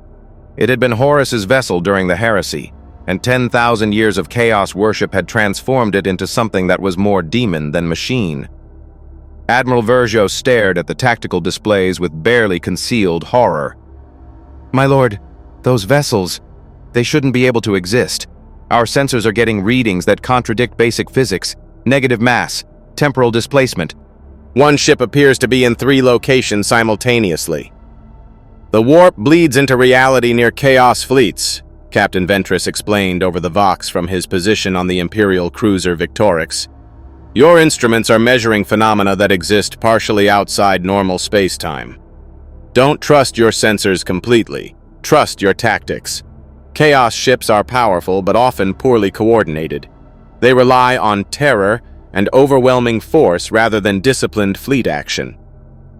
Palpatine studied the enemy disposition with the practiced eye of someone who'd orchestrated countless battles. "Their formation is aggressive but sloppy. They're confident, too confident. They haven't faced precision weapons like ours. Admiral, break the fleet into 2 wings. One will engage their left flank, drawing their attention. The other will perform a microjump, 15,000 kilometers spinward, then hit their supply vessels in the rear." "My lord, our hyperdrives are still damaged," Vergio protested. "Microjumps are extremely risky." "Which is why they won't expect it," Palpatine interrupted. "The Imperium doesn't use tactical FTL jumps. Chaos won't anticipate it either. We use our unique capabilities to create advantages. That's how we win." Ventress's voice carried respect despite himself. "Bold, risky, but if it works, you'll cripple their logistics. Do it." The battle began with the roar of weapons that had been designed to kill on scales that dwarfed individual lives. Imperial macro cannons hurled shells the size of ground vehicles. Lance batteries carved through void shields with coherent light. Torpedoes trailing plasma exhaust raced toward targets kilometers away, and the Star Destroyers opened fire with turbo lasers. The difference was immediately apparent. Where Imperial weapons were designed for brutal reliability and overwhelming firepower, turbo lasers were precision instruments, focused energy beams that could target specific sections of enemy vessels with surgical accuracy. The first volley from the Ravager struck a Chaos cruiser's plasma reactor with pinpoint precision, triggering a catastrophic detonation that vaporized the ship and damaged 3 vessels nearby. On the bridge of the Victorix, Captain Ventress watched with barely concealed amazement. "Emperor's throne, those weapons. They're more accurate than our lance batteries and hit harder than our Nova cannons." "How?" The Mechanicus liaison on his bridge, Magos Kelvin, was frantically recording data. "Plaspa, superior targeting cogitators, Captain. Their sensor arrays achieve resolution we can't match. They're not just firing blind and hoping for hits. They're placing each shot deliberately." Thus, the battle raged for 3 hours. The Star Destroyer wing that had micro-jumped behind Chaos lines emerged precisely where Palpatine had calculated, their sudden appearance causing chaos among the supply vessels that had been safely out of range. 4 ammunition haulers exploded within minutes, their destruction rippling through the Chaos Fleet's logistics network. But the Chaos forces were not helpless. When they realized the threat, 3 Chaos cruisers broke formation and charged the Star Destroyers with suicidal aggression, their hulls bleeding warp energy. Their Vox speakers blaring hymns of hate that made even hardened stormtroopers nauseous. One Chaos vessel, the bringer of woe, closed to ramming distance despite losing half its mass to turbo-laser fire. Its prow, shaped like a demonic maw, crashed into the Star Destroyer adjudicator with force that crumpled hull plating like paper. Boarding pods launched immediately, vomiting cultists and lesser demons onto the Imperial vessel. "All hands, repel boarders!" the adjudicator's captain shouted. "Stormtrooper companies to breach points. Engineering, seal that hull rupture before we lose atmosphere on decks 7 through 12. Vader was already moving. He'd been waiting for this, the chance to fight boarding actions against Chaos forces personally. He gathered 100 of the finest stormtroopers and raced toward the breach point where cultists were pouring through like a tide of madness. What followed was a demonstration that would be recorded by helmet cams and analyzed by Imperial tacticians for years. Vader waded into the cultist horde like a force of nature, his lightsaber a crimson blur that carved through corrupted flesh and armor with equal ease. Force chokes crushed windpipes. Telekinetic pushes sent entire groups flying backward into their fellows. His combat style was efficient brutality refined to art. Every movement served a purpose. Every strike ended a threat. The cultists broke within minutes, their morale shattered by an opponent who fought like their dark gods should, but clearly wasn't one of them. Vader pursued them into the boarding pod, his lightsaber illuminating the interior with hellish red light. He found what he sought, a Chaos sorcerer directing the assault, his armor inscribed with blasphemous runes that hurt to look at. "You dare board an Imperial vessel?" Vader's voice carried through the Force, amplified by will into something that transcended mere sound. "You will learn the price of such arrogance." The sorcerer laughed, the sound emerging from too many mouths. "You are strong, stranger, but you know nothing of true power. The dark gods see you. They hunger for you. Join us and—" Vader's lightsaber removed the sorcerer's head before he finished speaking. "I serve one master. Your gods are irrelevant." But as the sorcerer's body collapsed, something emerged from its corpse, a lesser demon, its form constantly shifting, its presence making reality scream. It lunged at Vader with claws that existed partially in the warp, capable of tearing through both matter and spirit. Vader met the demon's charge head-on. His lightsaber connected with its claws, and to his shock, the blade actually cut through the warp entity's substance. The demon shrieked, a sound that existed in dimensions beyond hearing, and recoiled. "Impossible!" it wailed in 1,000 voices.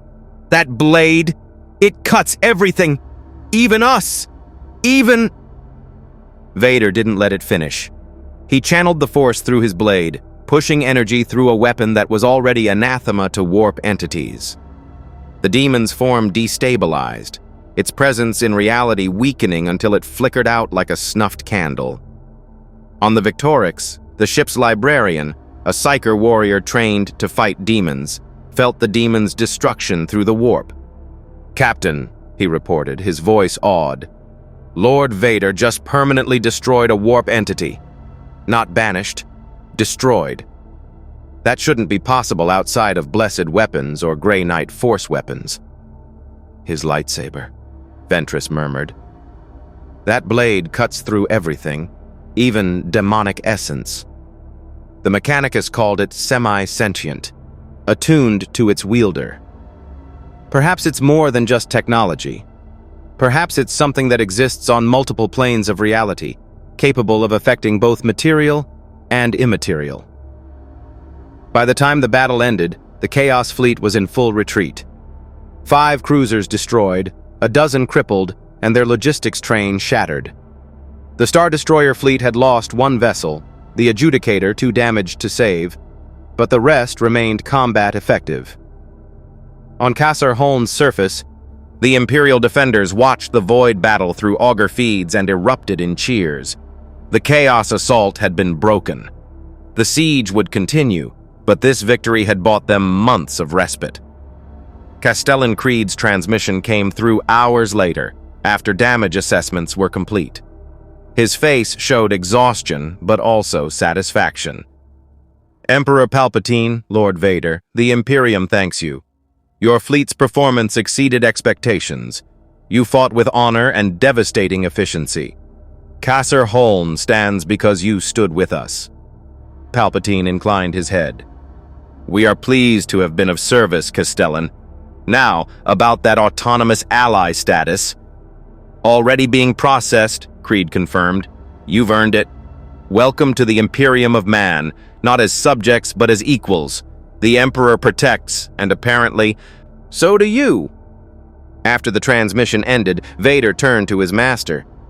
"We've proven our worth. But this battle revealed something troubling. My lightsaber affected the demon, cut through its essence in ways normal weapons cannot. The Imperium will want to understand why. The Mechanicus will want to weaponize it." "Let them try," Palpatine said confidently. "Kyber crystals choose their wielders. The technique required to construct a lightsaber takes years to master. They can study the principle all they wish, but replicating it will prove far more difficult than they imagine." He smiled coldly. "In the meantime, we have what we wanted: freedom, legitimacy, and proof that we are valuable allies. The game continues, my old friend. And we are winning." But neither of them noticed the subtle change, the way the warp around the Ravager had begun to pulse with interest, as though something vast and patient had decided these newcomers were worth corrupting slowly rather than consuming quickly. The Dark Gods were indeed watching, and they were beginning to understand how to approach prey that thought itself predator. Shore leave on Cadia was not what the crew of the Star Destroyer fleet expected. They had imagined something resembling Coruscant's lower levels or Nar Shaddah's entertainment districts, places where soldiers could drink, gamble, and forget the horrors of war for a few hours. What they found instead was a world that had been at war for so long that peace was a concept rather than a reality. The city of Kasser Tyrok, where most personnel were granted leave, was a fortress disguised as a metropolis. Every building was reinforced rockcrete. Every street corner had firing positions. Children played war games with replica laser guns while their parents worked 12-hour shifts in munitions factories. The local temple, the cathedral of the Emperor's vigilance, dominated the skyline, its spires bristling with anti-aircraft batteries disguised as gargoyles. Stormtrooper TK-4477, who'd served in the Empire for 8 years and thought he'd seen everything, found himself in a drinking establishment called the Guardsman's Last Stand. The entertainment consisted of veterans telling stories of holding positions against demon incursions while everyone else drank Amasec strong enough to strip paint. "So there we were," a grizzled Cadian sergeant was saying, his left arm replaced with a crude augmetic that clicked when he gestured. 300 of us in Trench 97, facing down a cornate warband that outnumbered us 20-1. Commander said we'd hold or die trying. Figured those were the same thing. He drank deeply. Held for 6 days. Lost 270 men, but we held. TK-4477 listened, his drink untouched.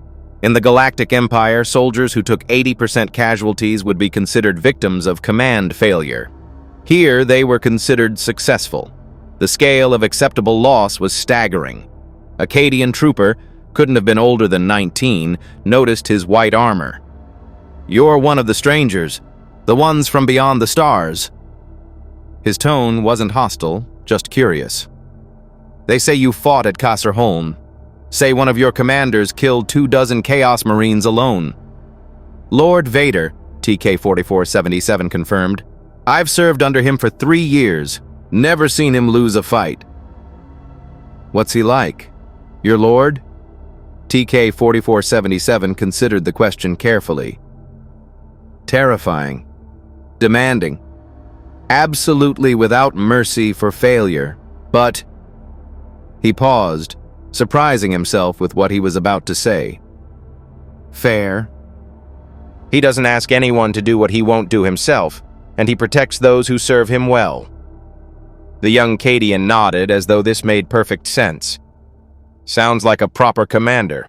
We serve men like that. The Emperor protects, but good officers keep you alive long enough for his protection to matter. He raised his drink. To warriors who stand between humanity and the dark, no matter which stars they're from. TK 4477 raised his own glass and drank. The amasec burned going down, but the gesture felt right. In the Cathedral of the Emperor's Vigilance, Admiral Versio found himself in an unexpected theological discussion with a Ministorum priest named Cardinal Bochner. The cardinal was ancient, his face weathered like old leather, his eyes sharp with intelligence that age hadn't dimmed. "You claim to come from a galaxy that knows nothing of the God Emperor," Bochner said, his tone more curious than accusatory. "Yet you fight beside us against chaos. How do you explain this?" Versio, who'd spent his career in political waters almost as dangerous as void combat, chose his words carefully. "Cardinal, in our galaxy, we believed in order through strength. The Empire brought peace through military supremacy and unified law. Emperor Palpatine created stability where there had been chaos, not your chaos, but political disorder, corrupt senators, failing systems. Stability through tyranny," Bochner observed. "The Imperium understands this necessity. We have ruled through fear and faith for 10 millennia. But tell me, Admiral, what sustained your empire? What gave your soldiers will to fight when facing death? What gave your people reason to obey beyond simple fear?" Versio faltered. In truth, the Galactic Empire had relied primarily on intimidation and overwhelming force. Loyalty came from fear of punishment rather than genuine devotion. The Death Star wasn't just a weapon. It was a promise that disobedience meant annihilation. "We believed in the vision of an ordered galaxy," he said finally. "In peace through unity." Bochner smiled sadly. "A noble goal with a hollow foundation. The Imperium learned long ago that order alone is insufficient. Humans need something to believe in, something greater than themselves, greater than any individual emperor or institution. They need faith that transcends reason, that provides meaning in suffering, that promises their sacrifice matters eternally." He gestured to the cathedral around them, its soaring architecture designed to make humans feel simultaneously insignificant and part of something vast. "This is why the Imperium endures. Not because we are strong, but because we believe absolutely. Our faith is armor. Our devotion is weapon. Without it, chaos would have consumed us millennia ago." Versio looked at the massive statue of the Emperor that dominated the cathedral's nave, a figure rendered in gold and marble, stern and commanding, radiating power that felt almost tangible. "You worship him as a god. But he was a man once, wasn't he? A human who conquered and unified?" "He was a man who became a god through sacrifice," Bochner corrected.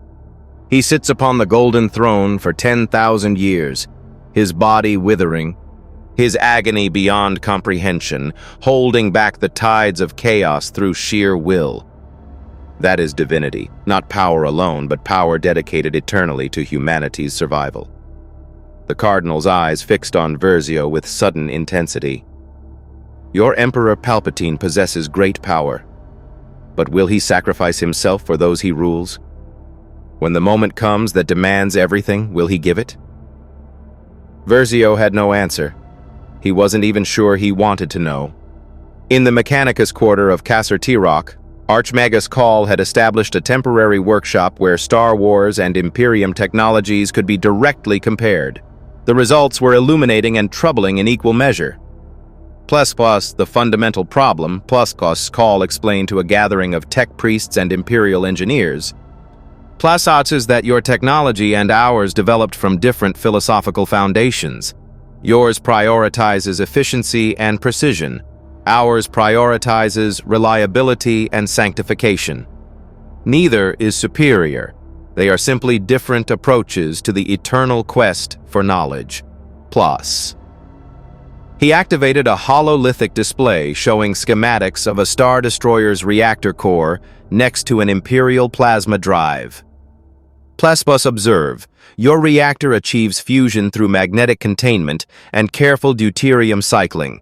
Clean, efficient, requires minimal maintenance.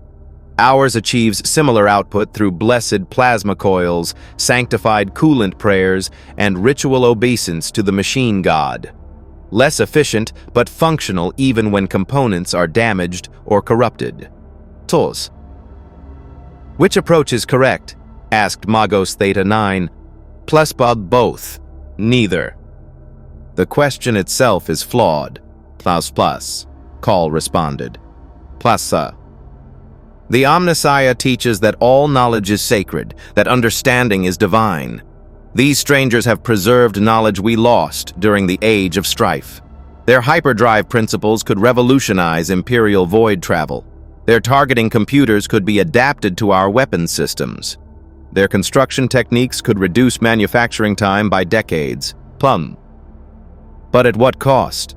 Interrupted a more conservative tech priest, Magos Lekar. Plespus. Their technology lacks proper sanctification. No prayers of activation. No ritual obeisance. They treat machines as mere tools rather than sacred instruments of the Omnissiah's will. To adopt their methods wholesale would be heresy. Call's mechadendrites performed an elaborate gesture that conveyed both dismissal and consideration. Then we sanctify what we adopt. We take their principles and bless them according to Mechanicus doctrine. Knowledge is knowledge. The sin is not in learning, but in forgetting the machine god's role in all creation. These strangers may not worship the Omnissiah, but their technology still serves his divine purpose. The elevation of humanity through understanding. Plus. The debate continued for hours, philosophical and technical arguments blending until they became indistinguishable. But the underlying current was clear. The Mechanicus was deeply divided on whether Star Wars technology represented salvation or temptation. On the Ravager, Palpatine received reports from across the fleet about shore leave experiences. Most were positive. The crew was grateful for solid ground and real food, even if Cadian hospitality was grim by civilian standards. But patterns emerged in the reports that concerned him. They're evaluating us, he told Vader as they reviewed the data. Every interaction, every conversation, every gesture is being assessed. The Imperium is determining not just whether we're useful, but whether we can be integrated. Whether we'll eventually become Imperial. Vader's respirator hissed thoughtfully. Can we become Imperial? Never completely, Palpatine said firmly. We are not servants of their corpse emperor. We will not adopt their religion or their fanaticism. But, he steepled his fingers, we can become something adjacent. Allies who share enemies but maintain independence. Parallel powers within the same galaxy. The Imperium doesn't tolerate parallel powers, Vader observed. They conquer or destroy. There is no middle ground. Then we must ensure we're too valuable to destroy and too dangerous to conquer, Palpatine replied. Which brings me to our next move. The battle at Kasser Holm proved our military value. Now we must demonstrate strategic indispensability. We need to solve a problem the Imperium cannot solve alone, something that requires our unique capabilities. A priority Vox transmission interrupted their discussion. Inquisitor Vale's face appeared on the hololithic display, her expression grim. Emperor Palpatine, we have a situation. An Imperial research station in the Hadria system has gone dark. Total communications blackout for 3 days. Standard protocol says we classify it lost and move on, but this particular station was researching captured Necron technology. If that research falls into Chaos hands, the consequences could be catastrophic. Necrons? Palpatine repeated the unfamiliar term. Ancient Xenos, Vale explained tersely. Machines pretending to be living beings, or possibly the reverse. Our Ordo Xenos specialists still debate. They possess technology that makes both ours and yours look primitive.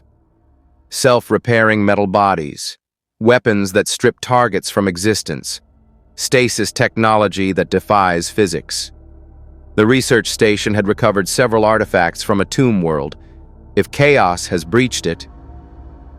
"You need a rapid response," Vader finished. "A strike force that can investigate, recover valuable assets, and purge chaos corruption if present." Exactly. But Hadria is deep in contested space. Getting an Imperial fleet there would take weeks, and we don't have weeks. "Your hyperdrives, even damaged, could make the journey in days." Vale's scarred face showed something that might have been reluctant respect. "This is your chance to prove you're not just useful in void combat. Show us you can handle special operations in hostile territory." Palpatine considered carefully. This was exactly the opportunity he'd been hoping for. A mission that showcased capabilities the Imperium lacked, in a situation where failure couldn't easily be blamed on them since the station was already compromised. Success would cement their value. Even partial success would demonstrate adaptability. "We accept," he said. "Lord Vader will lead the operation personally. He'll take 2 Star Destroyers and a full battalion of stormtroopers. Whatever happened at that research station, we will recover what can be saved and purge what cannot." Vale nodded. "I'm assigning inquisitorial observers to accompany you. Standard procedure for Ordo Xenos operations. They'll provide intelligence about Necron technology and assess your handling of Xenos threats. Consider this your final examination before full autonomous ally status is granted." After she disconnected, Vader turned to his master. "Necrons, ancient machines, chaos corruption, a research station gone dark in hostile space. This sounds like a trap." "Undoubtedly," Palpatine agreed. "But traps can be turned on those who set them. And even if this is a genuine disaster rather than an elaborate test, it provides us what we need most: visibility. The Imperium will watch us handle a crisis they consider uniquely dangerous.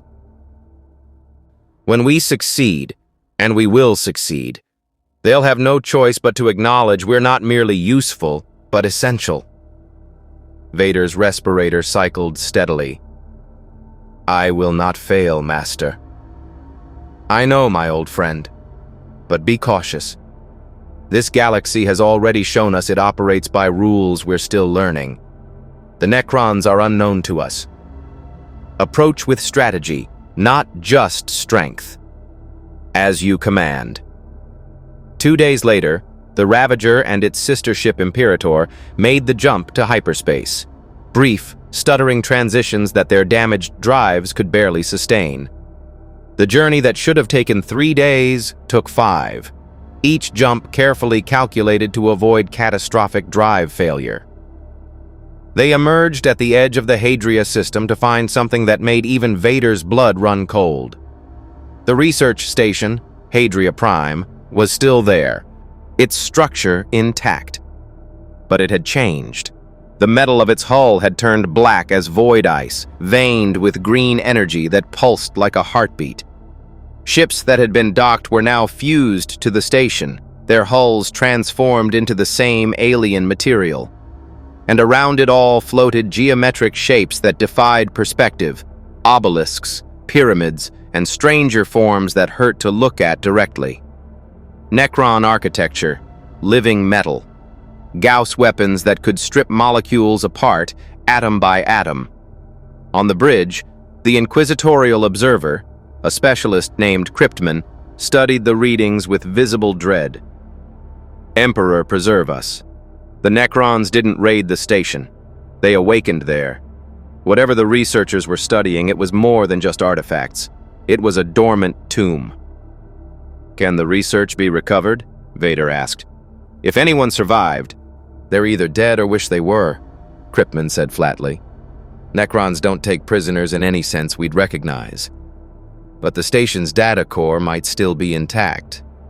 Necron technology often preserves human systems out of curiosity, perhaps, or cruelty. It's hard to say with machines that think. Vader studied the transformed station through the viewport. Green lightning arced between the geometric structures. Occasionally, something metallic would move, skeletal figures that flickered in and out of visibility, their bodies phasing through matter as though it were nothing. "We're going in," he decided. "Prepare boarding teams. Full combat readiness. Assume everything is hostile."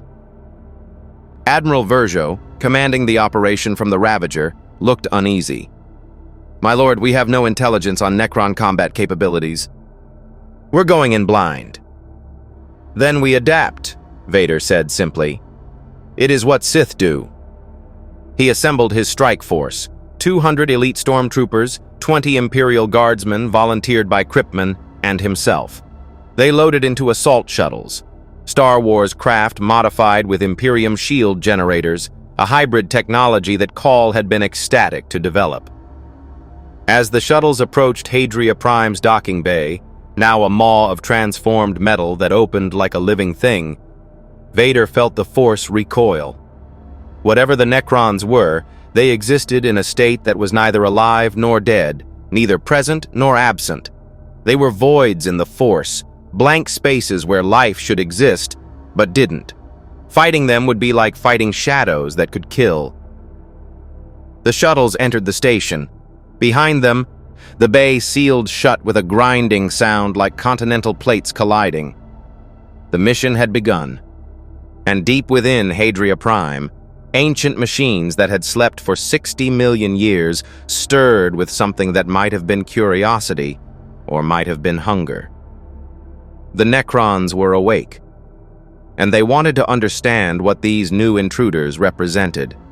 The corridors of Hadria Prime had been transformed into a maze of impossibility. What had once been standard Imperial architecture, rockcrete walls, steel grating, functional lighting, was now something else entirely. Black metal that seemed to absorb light flowed across surfaces like liquid before solidifying into geometric patterns.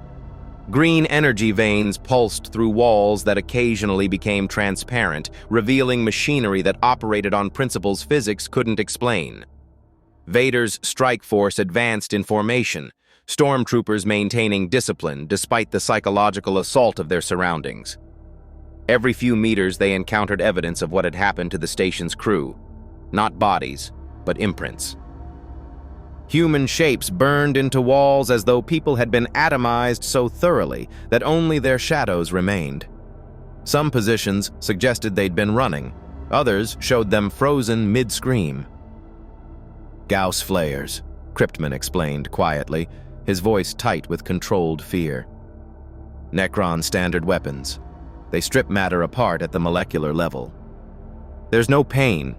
You simply cease to exist, layer by layer, until nothing remains but an echo of your final moment." A stormtrooper, TK-7731, kept his blaster rifle trained on the shadows ahead. "Can our armor stop these weapons?" "No," Kryptman said flatly. "Nothing stops them. You survive by not being hit. Move, cover, suppression fire. Standard tactics don't work against Necrons. They don't take cover because they don't fear death. They repair damage faster than you can inflict it. Your only advantage is that they're often slow to respond, operating on decision trees that are millions of years old." "Slow can be exploited," Vader said, his lightsaber held ready but unignited. Through the Force, he sensed presences ahead, not life, but awareness. Intelligence without consciousness, purpose without soul. Advance in pairs, overlapping fields of fire. If you encounter resistance, fall back to defensible positions. We're not here to exterminate them. We're here to reach the data core and extract. They moved deeper into the station, passing through sections that made less sense with each meter. One corridor seemed to stretch infinitely, despite being only 30 meters long according to their instruments. Another contained gravitational anomalies that made down shift randomly. A third was filled with temporal distortions, Shadows of the strike force appeared seconds before they actually arrived, pre-echo images of events that hadn't happened yet.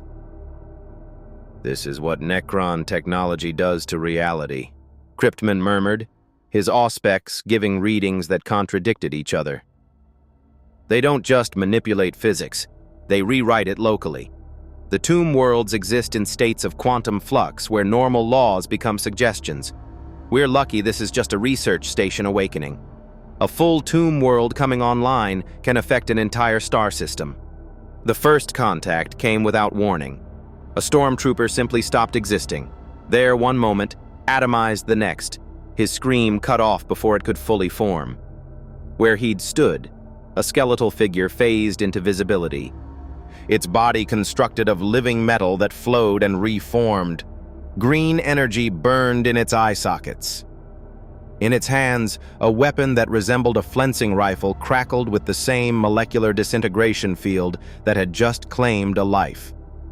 Vader moved before the Necron warrior could fire again. His lightsaber ignited with its characteristic snap hiss, the crimson blade casting bloody light across impossible architecture. He closed the distance in 3 force-enhanced strides and brought his blade down on the Necron's shoulder. The lightsaber cut through living metal like it was vapor. The Necron warrior's arm separated from its body, the weapon clattering to the deck.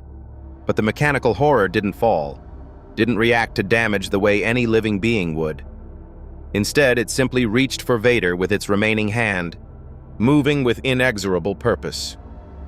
Vader channeled the force and crushed. Telekinetic pressure compressed the Necron's torso, metal screaming as it deformed. The warrior's body crumpled like tin foil, collapsing into a sphere of compacted alloy. For a moment, it seemed destroyed. Then the metal began to flow. Self-repair protocols activated, nanomachines reconstructing the warrior's form from its compressed state. Within seconds, it would be functional again. "Sustained damage," Vader shouted to his troops. "They repair themselves, destroy completely, or they return." Blaster fire erupted as more Necrons phased into the corridor. The stormtroopers' training took over, overlapping fields of fire, suppression patterns, controlled retreat. But conventional tactics were proving insufficient. Blaster bolts that should have been lethal merely scorched the living metal, which began repairing immediately. Only sustained fire on the same target seemed to overwhelm the self-repair systems enough to actually destroy them. The Imperial guardsmen, by contrast, opened fire with laser guns and immediately realized they were using the wrong weapons. Las fire barely scratched Necron armor. One guardsman desperately threw a frag grenade. The explosion made the nearest warrior stagger but didn't disable it.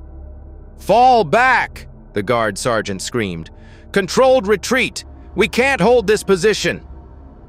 Vader refused to retreat.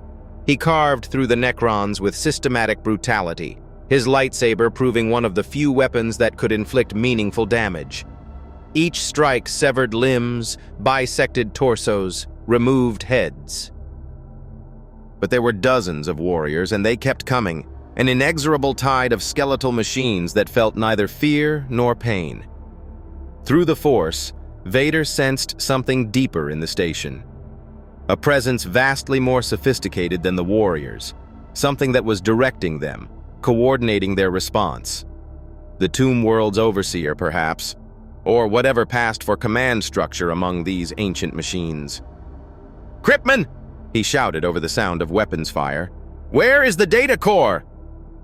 "3 levels down, central axis," the Inquisitor responded, his bolt pistol barking as he targeted the same Necron warrior repeatedly until it finally stopped self-repairing.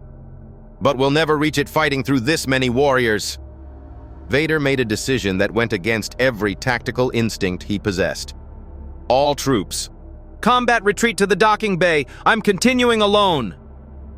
"My lord, that's suicide," TK-7731 protested. "No," Vader corrected, his respirator hissing steadily despite the chaos. "It's necessary. These machines respond to threats. One target is easier to track than 50. I'll draw their attention while you escape and prepare for emergency extraction. If I'm not at the docking bay in 30 minutes, you leave without me. Lord Vader? That's an order, Commander! Vader's force-enhanced voice cut through the protest. Go, now! The stormtroopers retreated in disciplined order, laying suppressing fire as they fell back toward the shuttles. The Necrons pursued, their Gauss flares stripping matter from walls and deck plating as they missed their moving targets. Vader went the other direction, deeper into the station, toward the data core and the presence he sensed waiting there. He moved with force-enhanced speed, his lightsaber deflecting the occasional Gauss beam in a shower of molecular-level sparks. The weapon's unique properties, its ability to cut through reality itself, made it one of the few things that could actually interact with Gauss weapons' exotic energy. He descended through levels that made less sense with each floor. One chamber contained a forest of obelisks that hummed with power, their surfaces covered in glyphs that predated human civilization by millions of years. Another held a massive machine that might have been a generator or might have been something that generated universes. The scale was impossible to determine. Finally, he reached the data core chamber. The Imperial research equipment sat intact, seemingly untouched by the transformation around it. Banks of cogitators still flickered with power, their data storage arrays physically disconnected from the station's corrupted systems.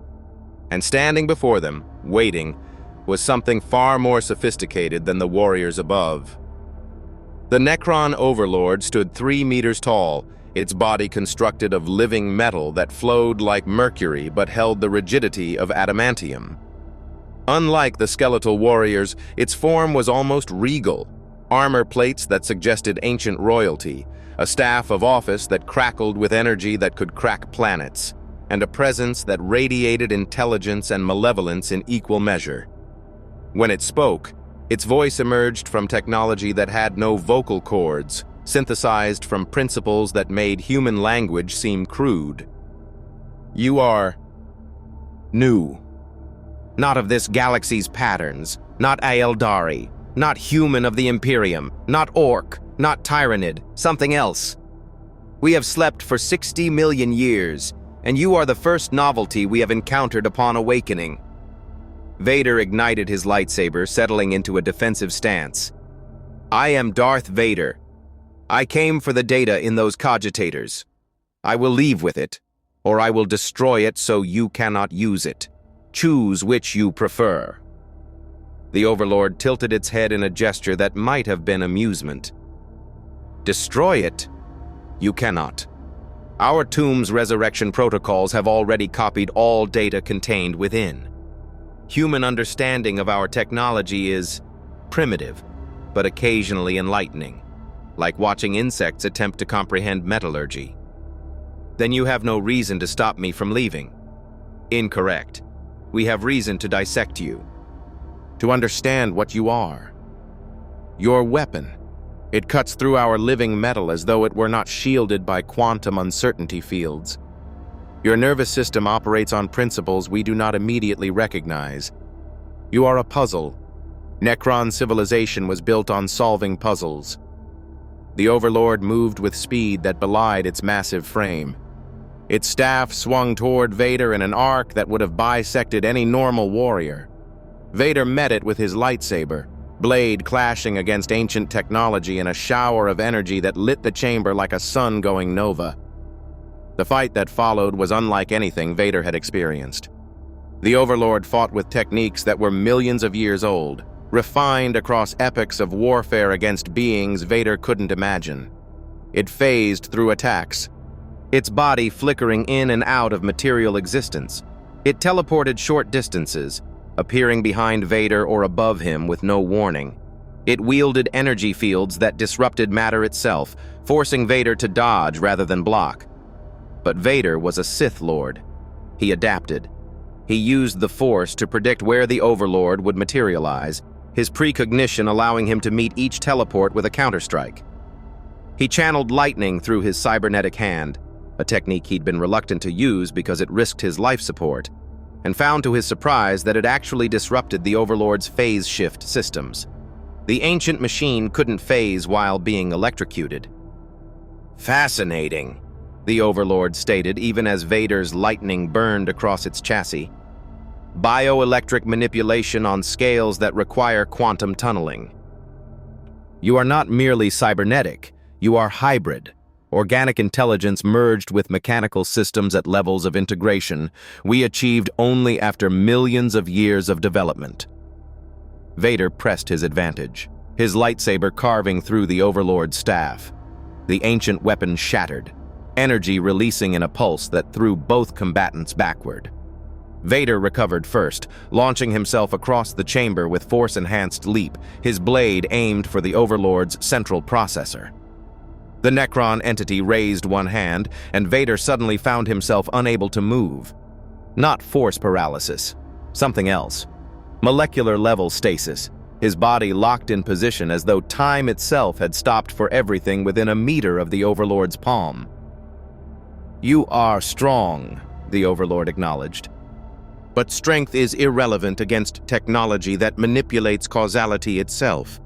We are inevitable. We are eternal. We are—" Its speech cut off abruptly.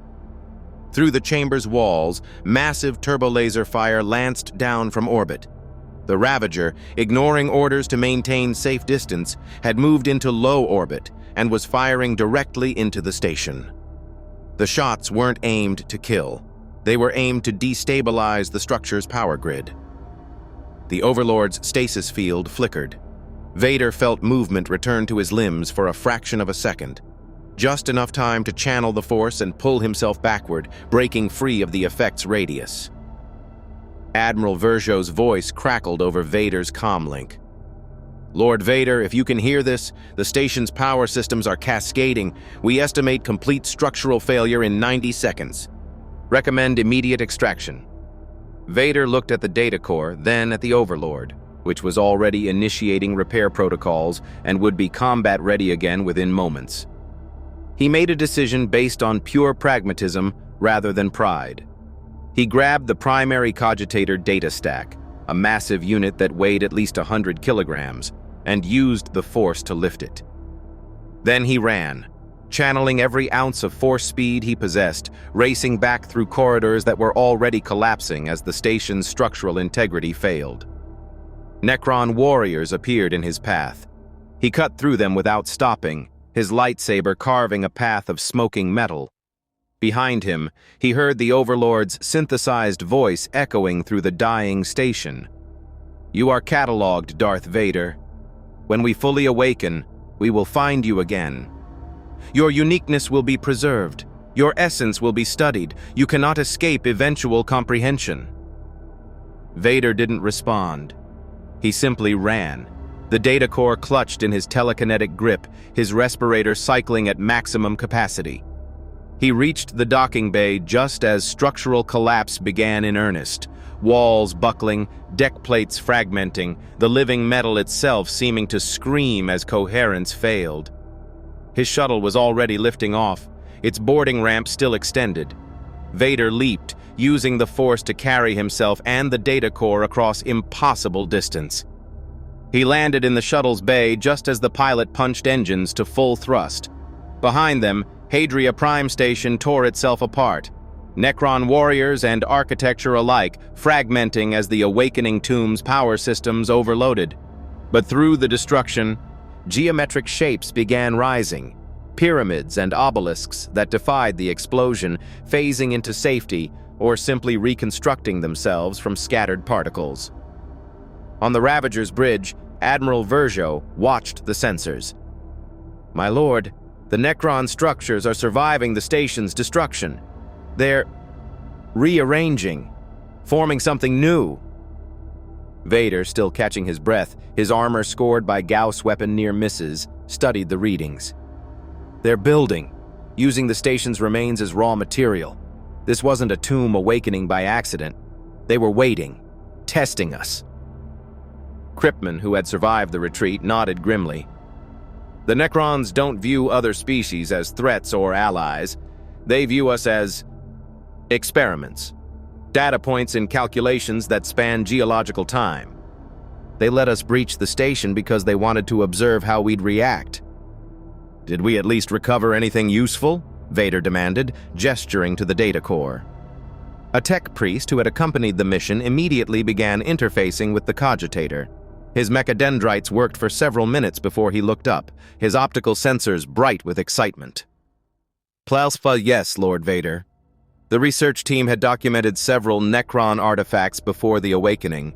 Weapon schematics, power generation principles. Most importantly, a partial star map showing other tomb worlds in this sector. Intelligence the Imperium has sought for centuries. Plus, Vader allowed himself a moment of satisfaction despite the mission's cost. They'd lost 7 stormtroopers and 3 guardsmen. They'd awakened Necrons that would undoubtedly become a future problem. But they'd recovered intelligence that would prove their strategic value beyond question. "Set course for Cadia," he ordered, "and send a message to Emperor Palpatine. Tell him the mission was successful. Tell him we've proven ourselves against another of this galaxy's horrors. And tell him..." He paused, his respirator hissing thoughtfully. "Tell him the 41st Millennium is even more dangerous than we imagined. But we can survive it. We will survive it." As the Ravager and Imperator made the jump back to Cadian space, their damaged hyperdrives protesting but functional, Vader stood at the viewport watching real space distort. He thought about the Overlord's final words, the promise that they would meet again, that he had been catalogued. In a galaxy filled with gods that demanded worship, demons that corrupted souls, and now ancient machines that viewed all life as experiments, Darth Vader was beginning to understand what the Imperium fought to preserve. Not merely human supremacy or political power, but the very concept that organic life had value beyond data points. It was, he reflected darkly, perhaps the most worthy cause he'd ever served. Not because it was noble, but because the alternatives were so much worse. The 41st Millennium had found its place for the Star Wars refugees. Whether that place was as allies, weapons, or eventually victims remained to be seen. But for now, they endured. And in this darkness, endurance was victory enough. The return to Cadia was met with something the Star Wars refugees had not expected: a hero's welcome. As the Ravager and Imperator translated from hyperspace into the Cadian Gate, they found a reception fleet waiting, not with weapons hot, but with Vox channels broadcasting Imperial hymns of victory. Gun batteries that had remained locked on the Star Destroyers for months now fired ceremonial salutes, their macro cannon shells detonating in brilliant displays that lit the void like manufactured stars. On the command deck, Admiral Verjo stared at the spectacle with barely concealed surprise. "Are they celebrating?" "Apparently," Vader replied, his respirator cycling steadily. Through the Force, he sensed genuine approval from the Imperial vessels surrounding them, not the grudging tolerance they'd experienced before, but something approaching respect. The data we recovered must have been more valuable than we realized. A priority transmission came through from Cadia's surface. Castellan Creed's weathered face appeared on the hololithic display, and for once, the old soldier was actually smiling, or at least what passed for a smile on features hardened by decades of warfare. "Lord Vader, Admiral Verjo, on behalf of the Cadian High Command, the Adeptus Mechanicus, and the Ordos Xenos, I extend the Imperium's gratitude. The intelligence you recovered from Hadria Prime has already been disseminated to 36 sectors. We've identified 2 tomb worlds that were on the verge of awakening and mobilized containment fleets. You may have saved billions of lives." Vader inclined his head slightly. "We did what was necessary, Castellan. Though I must report the Necrons at Hadria Prime were not destroyed, merely scattered. They will reconstitute eventually." "They always do," Creed acknowledged grimly. "But you bought us time, and time is the most valuable resource in this galaxy. More importantly, you demonstrated something the Imperium needed to see." He leaned forward, his scarred face filling the display. You fight like us. Pragmatically. Brutally when necessary. Strategically when possible. You don't flinch from impossible odds. You adapt and survive. Those are Imperial virtues, regardless of which stars you're from. Does this mean, Versio began. Autonomous ally status is granted, Creed confirmed. Effective immediately. You're no longer prisoners or probationary forces. You are recognized as sovereign allies of the Imperium of Man, with all rights and responsibilities that entails. You can establish a permanent presence in Imperial space, request resources through proper channels, and coordinate military operations as equals rather than subordinates. On the Ravager, Palpatine received the news in his private chambers, Vader standing at attention before him. The ancient Sith's yellow eyes gleamed with dark satisfaction as he processed the implications. Autonomous allies, he repeated slowly, savoring the words. Not subjects, not servants, allies, with sovereignty recognized by an empire that spans 1,000,000 worlds. He rose from his meditation throne, pacing to the viewport where Kadia turned slowly below. We have achieved what seemed impossible 2 months ago. We have gone from displaced refugees to recognized powers. Well done, my old friend. Vader's respirator hissed. But at what cost, Master? We have proven ourselves valuable to the Imperium, yes. But in doing so, we have become invested in their survival. Their wars are now our wars. Their enemies are now our enemies. Precisely as I intended, Palpatine said, a smile playing at his withered lips. Lord Vader, empires are not built through isolation. They are built through alliances, dependencies, and carefully cultivated necessities. The Imperium now needs us. Not desperately, not yet, but enough that our destruction would be inconvenient. From inconvenience grows indispensability. From indispensability grows power. He turned from the viewport, his expression calculating. We have learned much in these months. This galaxy operates on principles that make our home seem tame by comparison. Literal gods that feed on emotion. Ancient machines that view organic life as experiments. Xenos threats beyond counting. And an Imperium that holds back the darkness through sheer bloody-minded faith and violence. Can we survive here? Vader asked the question that had haunted him since their arrival. Truly survive, not merely endure. We can do more than survive, Palpatine said with conviction. We can thrive, but not by trying to recreate what we had. The Galactic Empire we built was founded on fear and military dominance. Here, that is insufficient. Here, we must add faith to our arsenal. Not faith in their corpse emperor, but faith in our own purpose. We must become not just strong, but necessary. Not just feared, but valued. A knock at the door interrupted them. Admiral Versio entered, carrying a data slate. My lord, we've received an interesting proposal from Archmagus Call. He's requesting permission to establish a joint research facility, half Mechanicus, half our personnel, to study the integration of our technologies.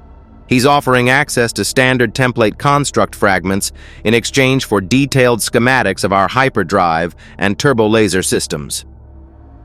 Palpatine considered this carefully.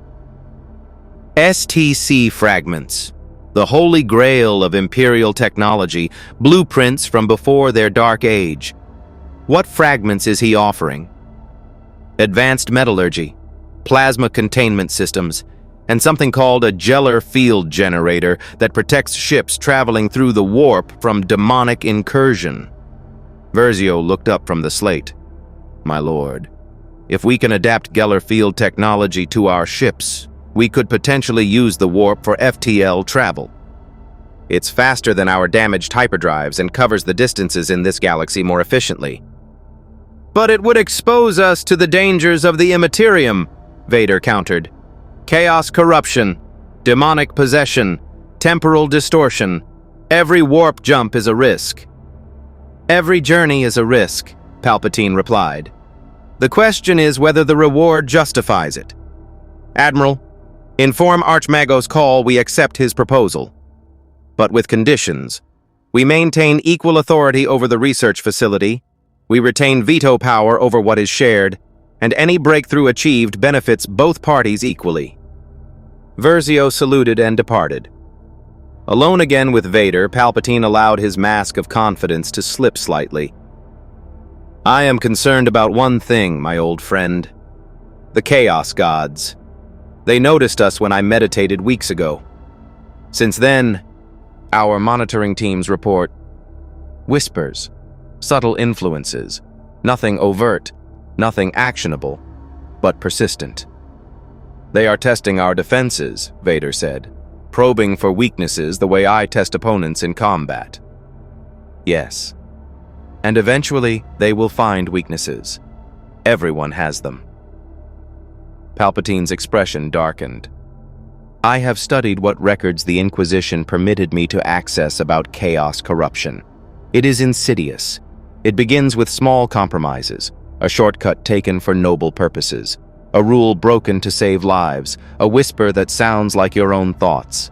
Then suddenly you realize the shortcuts have become highways, the rules no longer exist, and the whispers own you. You speak as though you fear it, Vader observed. I respect it, Palpatine corrected. Fear is for the weak, but respect for a powerful enemy is wisdom. The Chaos Gods are patient, cunning, and have eternity to corrupt us. We must be vigilant in ways we never were in our home galaxy. He met Vader's gaze through the dark lenses of the mask. In our galaxy, darkness was a tool. Here, darkness is alive and hungry. We must remember the difference. 3 weeks later, the Joint Research Facility was established on Cadia's moon, a massive complex that combined Star Wars cleanroom manufacturing with Mechanicus ritual sanctification. Tech priests worked alongside Imperial engineers, their binary cant mixing with basic as they attempted to bridge not just technological gaps, but philosophical ones. In one laboratory, a team was attempting to adapt Geller field generators to work with Star Destroyer power systems. The results were promising but unstable. The fields flickered unpredictably, sometimes allowing brief glimpses of the warp to bleed through into real space. So the problem, explained Magos Theta 9, his mechadendrites gesturing at hololithic schematics, plus is that Geller fields require constant prayer maintenance. Your systems are automated, efficient but soulless. The machine god responds to supplication. Your machines simply obey programming. The philosophical gap creates technical incompatibility. The Star Wars engineer, a veteran named Kellic who'd spent 30 years maintaining hyperdrive systems, rubbed his temples. What if we embedded prayer routines into the programming itself, automated devotionals that trigger at specific intervals? Theta 9's optical sensors flickered with what might have been surprise or offense. Plus, you would reduce sacred liturgy to subroutines. Plus, I would ensure the prayers happen consistently and at optimal times, Kellic countered. Your tech priests are brilliant, but they're also human. They get tired, they make mistakes. A programmed prayer cycle would be perfect every time. Plus perfection through automation. Heretical thinking. Sauce. But Theta 9's mechadendrites were already modeling the concept. Plus yet effective. The Omnissiah teaches that all paths to understanding are sacred. Perhaps this is acceptable. We will test it. But we sanctify the code first. We bless each subroutine. We ensure the machine god knows these prayers are sincere, even if delivered by logical circuits. Kellic grinned. Whatever works. Let's build a prototype. In another section of the facility, Archmago's Call personally oversaw the construction of a hybrid weapon system, a turbo laser modified with plasma containment principles from Imperial technology. The goal was to create a weapon that combined the precision of turbo lasers with the raw, destructive power of Imperial lance batteries. The first test firing was scheduled for the following week, and betting pools had sprung up across both the Star Wars and Imperium personnel about whether it would work brilliantly or explode catastrophically. The odds were running about even. On Cadia's surface, in the Imperial Guard training grounds, an unexpected phenomenon had emerged. Joint training exercises. Stormtroopers and Cadian shock troopers ran drills together, each learning from the other's techniques.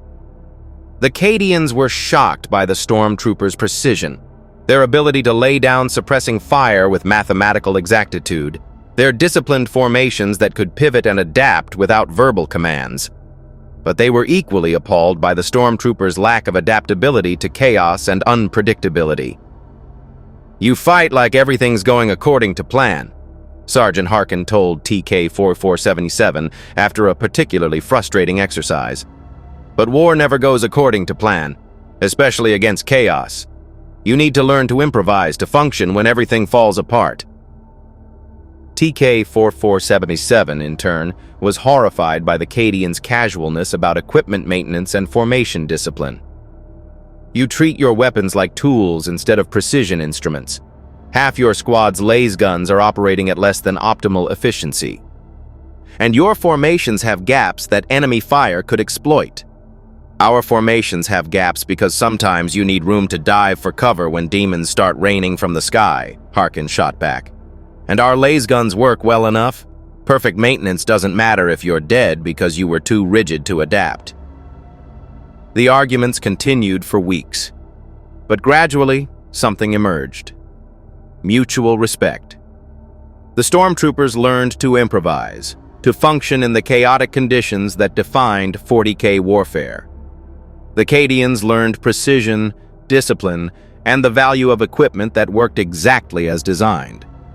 When the two units were finally deployed together against a chaos cult uprising in Qasr Myrek, they operated with a synergy that surprised everyone. Stormtrooper precision creating opportunities that Cadian adaptability exploited, combined arms tactics that drew on 2 galaxies' worth of military doctrine. The uprising was crushed in 3 days with minimal friendly casualties. Both the Imperium and the Star Wars refugees realized they had something valuable. Not just allies, but complementary forces that made each other stronger. 4 months after arriving in the 41st Millennium, Emperor Palpatine stood on the observation deck of the Ravager, watching Cadia turn slowly below. Beside him stood Vader, Castellan Creed, Inquisitor Vale, and Archmagos Call, an unlikely gathering that represented the alliance they'd built. "I've been thinking," Creed said, his ever-present LO stick trailing smoke, "about what you said when you first arrived. You called yourselves the Galactic Empire. But that empire is gone, lost to you. Across dimensions you can't navigate back through. You need a new name, a new identity that reflects what you've become." Palpatine raised an eyebrow. "What would you suggest, Castellan?" "The Void Empire," Creed replied. "You came from the void between galaxies. You exist now in the cracks of Imperial authority, allied but autonomous, present but not absorbed. You are the Empire in the void, the power that bridges the gap between what was and what might be." Vader's respirator cycled thoughtfully. "The Void Empire. I do not hate it. It positions you as something unique," Vale added, her scarred face thoughtful. "Not Imperial, but not Xenos. Not heretical, but not orthodox. A third category that the Administratum doesn't have forms for. That gives you flexibility, political maneuverability." "And it sounds appropriately ominous," Call added. "Plus thus, the Imperium respects ominous. It suggests power held in reserve, capabilities not yet revealed, good branding by Mechanicus standards." Palpatine considered for a long moment, his yellow eyes reflecting starlight from the viewport. Finally, he nodded slowly. "The Void Empire. Yes, I accept this. We are no longer refugees from a lost galaxy. We are builders of something new. An empire forged in the darkness between stars, tempered by the horrors of the 41st millennium, and dedicated to survival through strength. He turned to face the others, his voice carrying the weight of Imperial decree. Let it be known throughout this sector and beyond. The Void Empire has been founded. We claim no territory, for we are allies of the Imperium and respect its sovereignty. But we claim the right to exist, to fight, to forge our own destiny in this galaxy that has become our home, whether we wished it or not. Creed raised his glass of Amasek. To the Void Empire. May it stand as long as Cadia stands, and may both endure until the Emperor himself rises from his golden throne. They drank together, Sith, Inquisitor, Castellan, and Tech Priest, an alliance that by all rights should not exist, but did because necessity and pragmatism had overcome prejudice and fear. The 41st millennium had gained a new player. The Void Empire would shape events in ways none of them could yet predict. Whether they would become saviors, conquerors, or cautionary tales remained to be seen. But for now, in the darkness of the far future where there was only war, they had carved out a place to stand, and from that place, they would build something that might endure.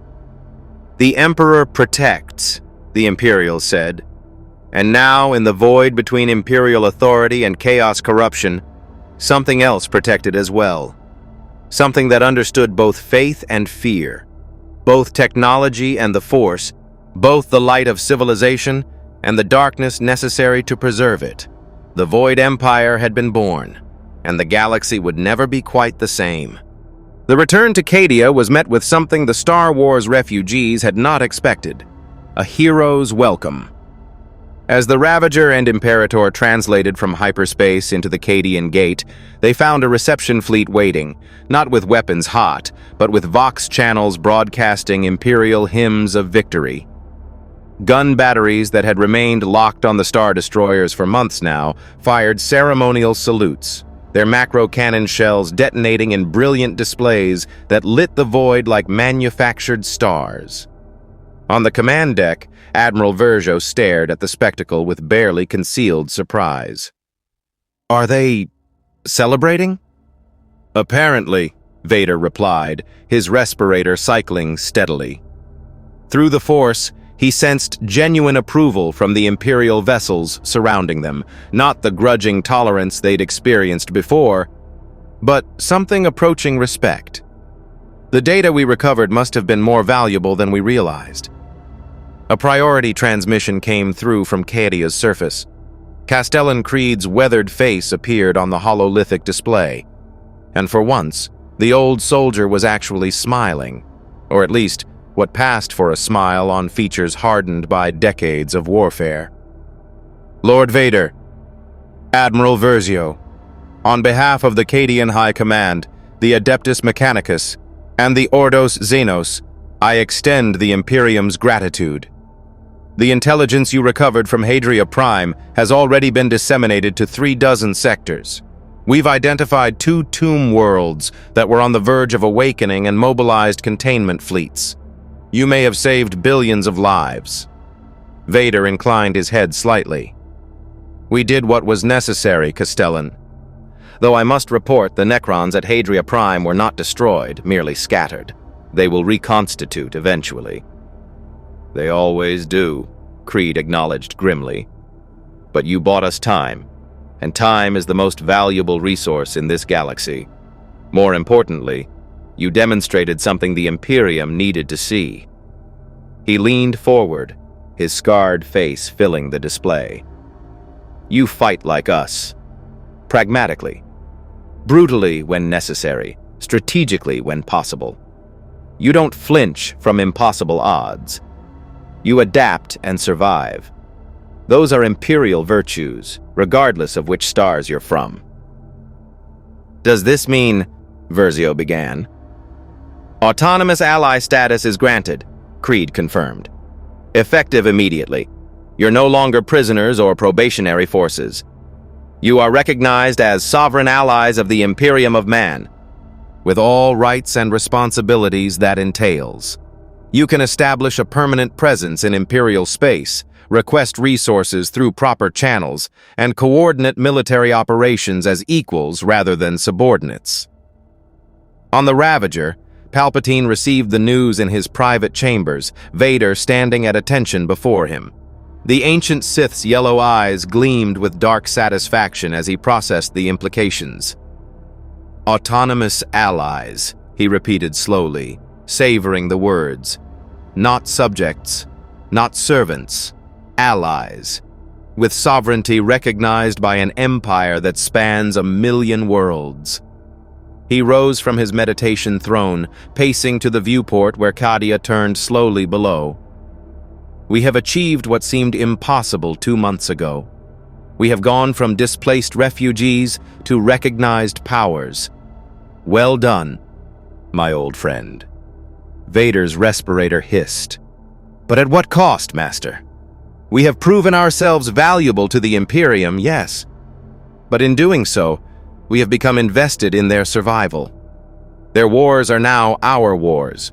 Their enemies are now our enemies. Precisely as I intended, Palpatine said, a smile playing at his withered lips. Lord Vader, empires are not built through isolation. They are built through alliances, dependencies, and carefully cultivated necessities. The Imperium now needs us. Not desperately, not yet, but enough that our destruction would be inconvenient. From inconvenience grows indispensability. From indispensability grows power. He turned from the viewport, his expression calculating. We have learned much in these months. This galaxy operates on principles that make our home seem tame by comparison. Literal gods that feed on emotion. Ancient machines that view organic life as experiments. Xenos threats beyond counting. And an Imperium that holds back the darkness through sheer bloody-minded faith and violence. Can we survive here? Vader asked the question that had haunted him since their arrival. Truly survive, not merely endure. We can do more than survive, Palpatine said with conviction. We can thrive, but not by trying to recreate what we had. The Galactic Empire we built was founded on fear and military dominance. Here, that is insufficient. Here, we must add faith to our arsenal. Not faith in their corpse emperor, but faith in our own purpose. We must become not just strong, but necessary. Not just feared, but valued. A knock at the door interrupted them. Admiral Verjo entered, carrying a data slate. My lord, we've received an interesting proposal from Archmagus Call. He's requesting permission to establish a joint research facility, half Mechanicus, half our personnel, to study the integration of our technologies. He's offering access to standard template construct fragments in exchange for detailed schematics of our hyperdrive and turbolaser systems. Palpatine considered this carefully. STC fragments, the holy grail of Imperial technology, blueprints from before their dark age. What fragments is he offering? Advanced metallurgy, plasma containment systems, and something called a Geller field generator that protects ships traveling through the warp from demonic incursion. Verjo looked up from the slate. My lord, if we can adapt Geller field technology to our ships, we could potentially use the warp for FTL travel. It's faster than our damaged hyperdrives and covers the distances in this galaxy more efficiently. But it would expose us to the dangers of the Immaterium, Vader countered. Chaos corruption, demonic possession, temporal distortion. Every warp jump is a risk. Every journey is a risk, Palpatine replied. The question is whether the reward justifies it. Admiral, inform Archmagus Call we accept his proposal. But with conditions. We maintain equal authority over the research facility, we retain veto power over what is shared, and any breakthrough achieved benefits both parties equally. Versio saluted and departed. Alone again with Vader, Palpatine allowed his mask of confidence to slip slightly. "I am concerned about one thing, my old friend. The Chaos Gods. They noticed us when I meditated weeks ago. Since then, our monitoring teams report whispers, subtle influences, nothing overt, nothing actionable, but persistent. They are testing our defenses," Vader said, "probing for weaknesses the way I test opponents in combat." "Yes. And eventually they will find weaknesses. Everyone has them." Palpatine's expression darkened. "I have studied what records the Inquisition permitted me to access about chaos corruption. It is insidious. It begins with small compromises, a shortcut taken for noble purposes, a rule broken to save lives, a whisper that sounds like your own thoughts. Then suddenly you realize the shortcuts have become highways, the rules no longer exist, and the whispers own you." "You speak as though you fear it," Vader observed. "I respect it," Palpatine corrected. "Fear is for the weak, but respect for a powerful enemy is wisdom. The Chaos Gods are patient, cunning, and have eternity to corrupt us. We must be vigilant in ways we never were in our home galaxy."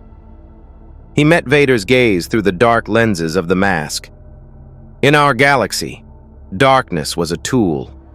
Here, darkness is alive and hungry. We must remember the difference." 3 weeks later, the Joint Research Facility was established on Cadia's moon, a massive complex that combined Star Wars cleanroom manufacturing with Mechanicus ritual sanctification. Tech priests worked alongside Imperial engineers, their binary cant mixing with basic as they attempted to bridge not just technological gaps, but philosophical ones. In one laboratory, a team was attempting to adapt Geller field generators to work with Star Destroyer power systems. The results were promising but unstable. The fields flickered unpredictably, sometimes allowing brief glimpses of the warp to bleed through into real space. "So the problem," explained Magos Theta 9, his mechadendrites gesturing at hololithic schematics, "plus is that Geller fields require constant prayer maintenance. Your systems are automated, efficient but soulless. The machine god responds to supplication. Your machines simply obey programming. The philosophical gap creates technical incompatibility." The Star Wars engineer, a veteran named Kellic who'd spent 30 years maintaining hyperdrive systems, rubbed his temples. "What if we embedded prayer routines into the programming itself, automated devotionals that trigger at specific intervals?" Theta 9's optical sensors flickered with what might have been surprise or offense. "Plus, you would reduce sacred liturgy to subroutines. Plus, I would ensure the prayers happen consistently and at optimal times," Kellic countered. "Your tech priests are brilliant, but they're also human. They get tired, they make mistakes. A programmed prayer cycle would be perfect every time. Plus perfection through automation. Heretical thinking. Sauce." But Theta 9's mechadendrites were already modeling the concept. Plus yet effective.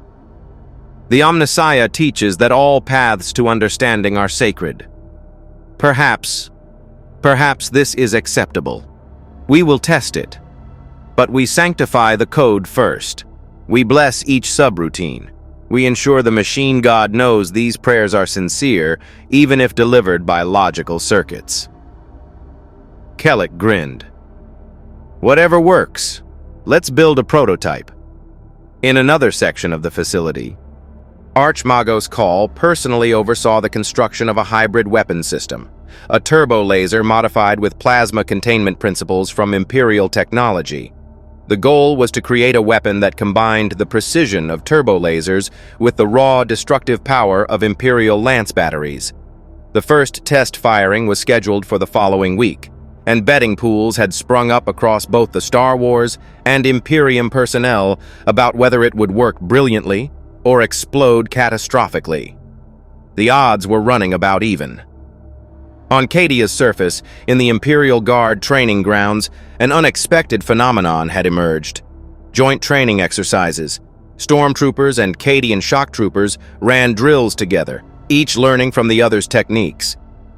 The Cadians were shocked by the stormtroopers' precision, their ability to lay down suppressing fire with mathematical exactitude, their disciplined formations that could pivot and adapt without verbal commands. But they were equally appalled by the stormtroopers' lack of adaptability to chaos and unpredictability. "You fight like everything's going according to plan," Sergeant Harkin told TK-4477 after a particularly frustrating exercise. "But war never goes according to plan, especially against chaos. You need to learn to improvise to function when everything falls apart." TK-4477, in turn, was horrified by the Cadians' casualness about equipment maintenance and formation discipline. "You treat your weapons like tools instead of precision instruments. Half your squad's laser guns are operating at less than optimal efficiency. And your formations have gaps that enemy fire could exploit. Our formations have gaps because sometimes you need room to dive for cover when demons start raining from the sky," Harkin shot back. "And our laser guns work well enough. Perfect maintenance doesn't matter if you're dead because you were too rigid to adapt." The arguments continued for weeks, but gradually something emerged. Mutual respect. The stormtroopers learned to improvise, to function in the chaotic conditions that defined 40K warfare. The Cadians learned precision, discipline, and the value of equipment that worked exactly as designed. When the two units were finally deployed together against a chaos cult uprising in Kasr Myrek, they operated with a synergy that surprised everyone. Stormtrooper precision creating opportunities that Cadian adaptability exploited, combined arms tactics that drew on 2 galaxies' worth of military doctrine. The uprising was crushed in 3 days with minimal friendly casualties. Both the Imperium and the Star Wars refugees realized they had something valuable, not just allies, but complementary forces that made each other stronger. 4 months after arriving in the 41st Millennium, Emperor Palpatine stood on the observation deck of the Ravager, watching Cadia turn slowly below. Beside him stood Vader, Castellan Creed, Inquisitor Vale, and Archmagos Call, an unlikely gathering that represented the alliance they'd built. "I've been thinking," Creed said, his ever-present LO stick trailing smoke, "about what you said when you first arrived. You called yourselves the Galactic Empire. But that empire is gone, lost to you. Across dimensions you can't navigate back through. You need a new name, a new identity that reflects what you've become." Palpatine raised an eyebrow. "What would you suggest, Castellan?" "The Void Empire," Creed replied. "You came from the void between galaxies. You exist now in the cracks of Imperial authority. Allied but autonomous, present but not absorbed. You are the Empire in the Void, the power that bridges the gap between what was and what might be." Vader's respirator cycled thoughtfully. "The Void Empire. I do not hate it. It positions you as something unique," Vale added, her scarred face thoughtful. "Not Imperial but not Xenos. Not heretical, but not orthodox. A third category that the Administratum doesn't have forms for. That gives you flexibility, political maneuverability." "And it sounds appropriately ominous," Call added. "Plus thus, the Imperium respects ominous. It suggests power held in reserve, capabilities not yet revealed, good branding by Mechanicus standards." Palpatine considered for a long moment, his yellow eyes reflecting starlight from the viewport. Finally, he nodded slowly. "The Void Empire. Yes, I accept this. We are no longer refugees from a lost galaxy. We are builders of something new. An empire forged in the darkness between stars, tempered by the horrors of the 41st Millennium, and dedicated to survival through strength." He turned to face the others, his voice carrying the weight of Imperial decree.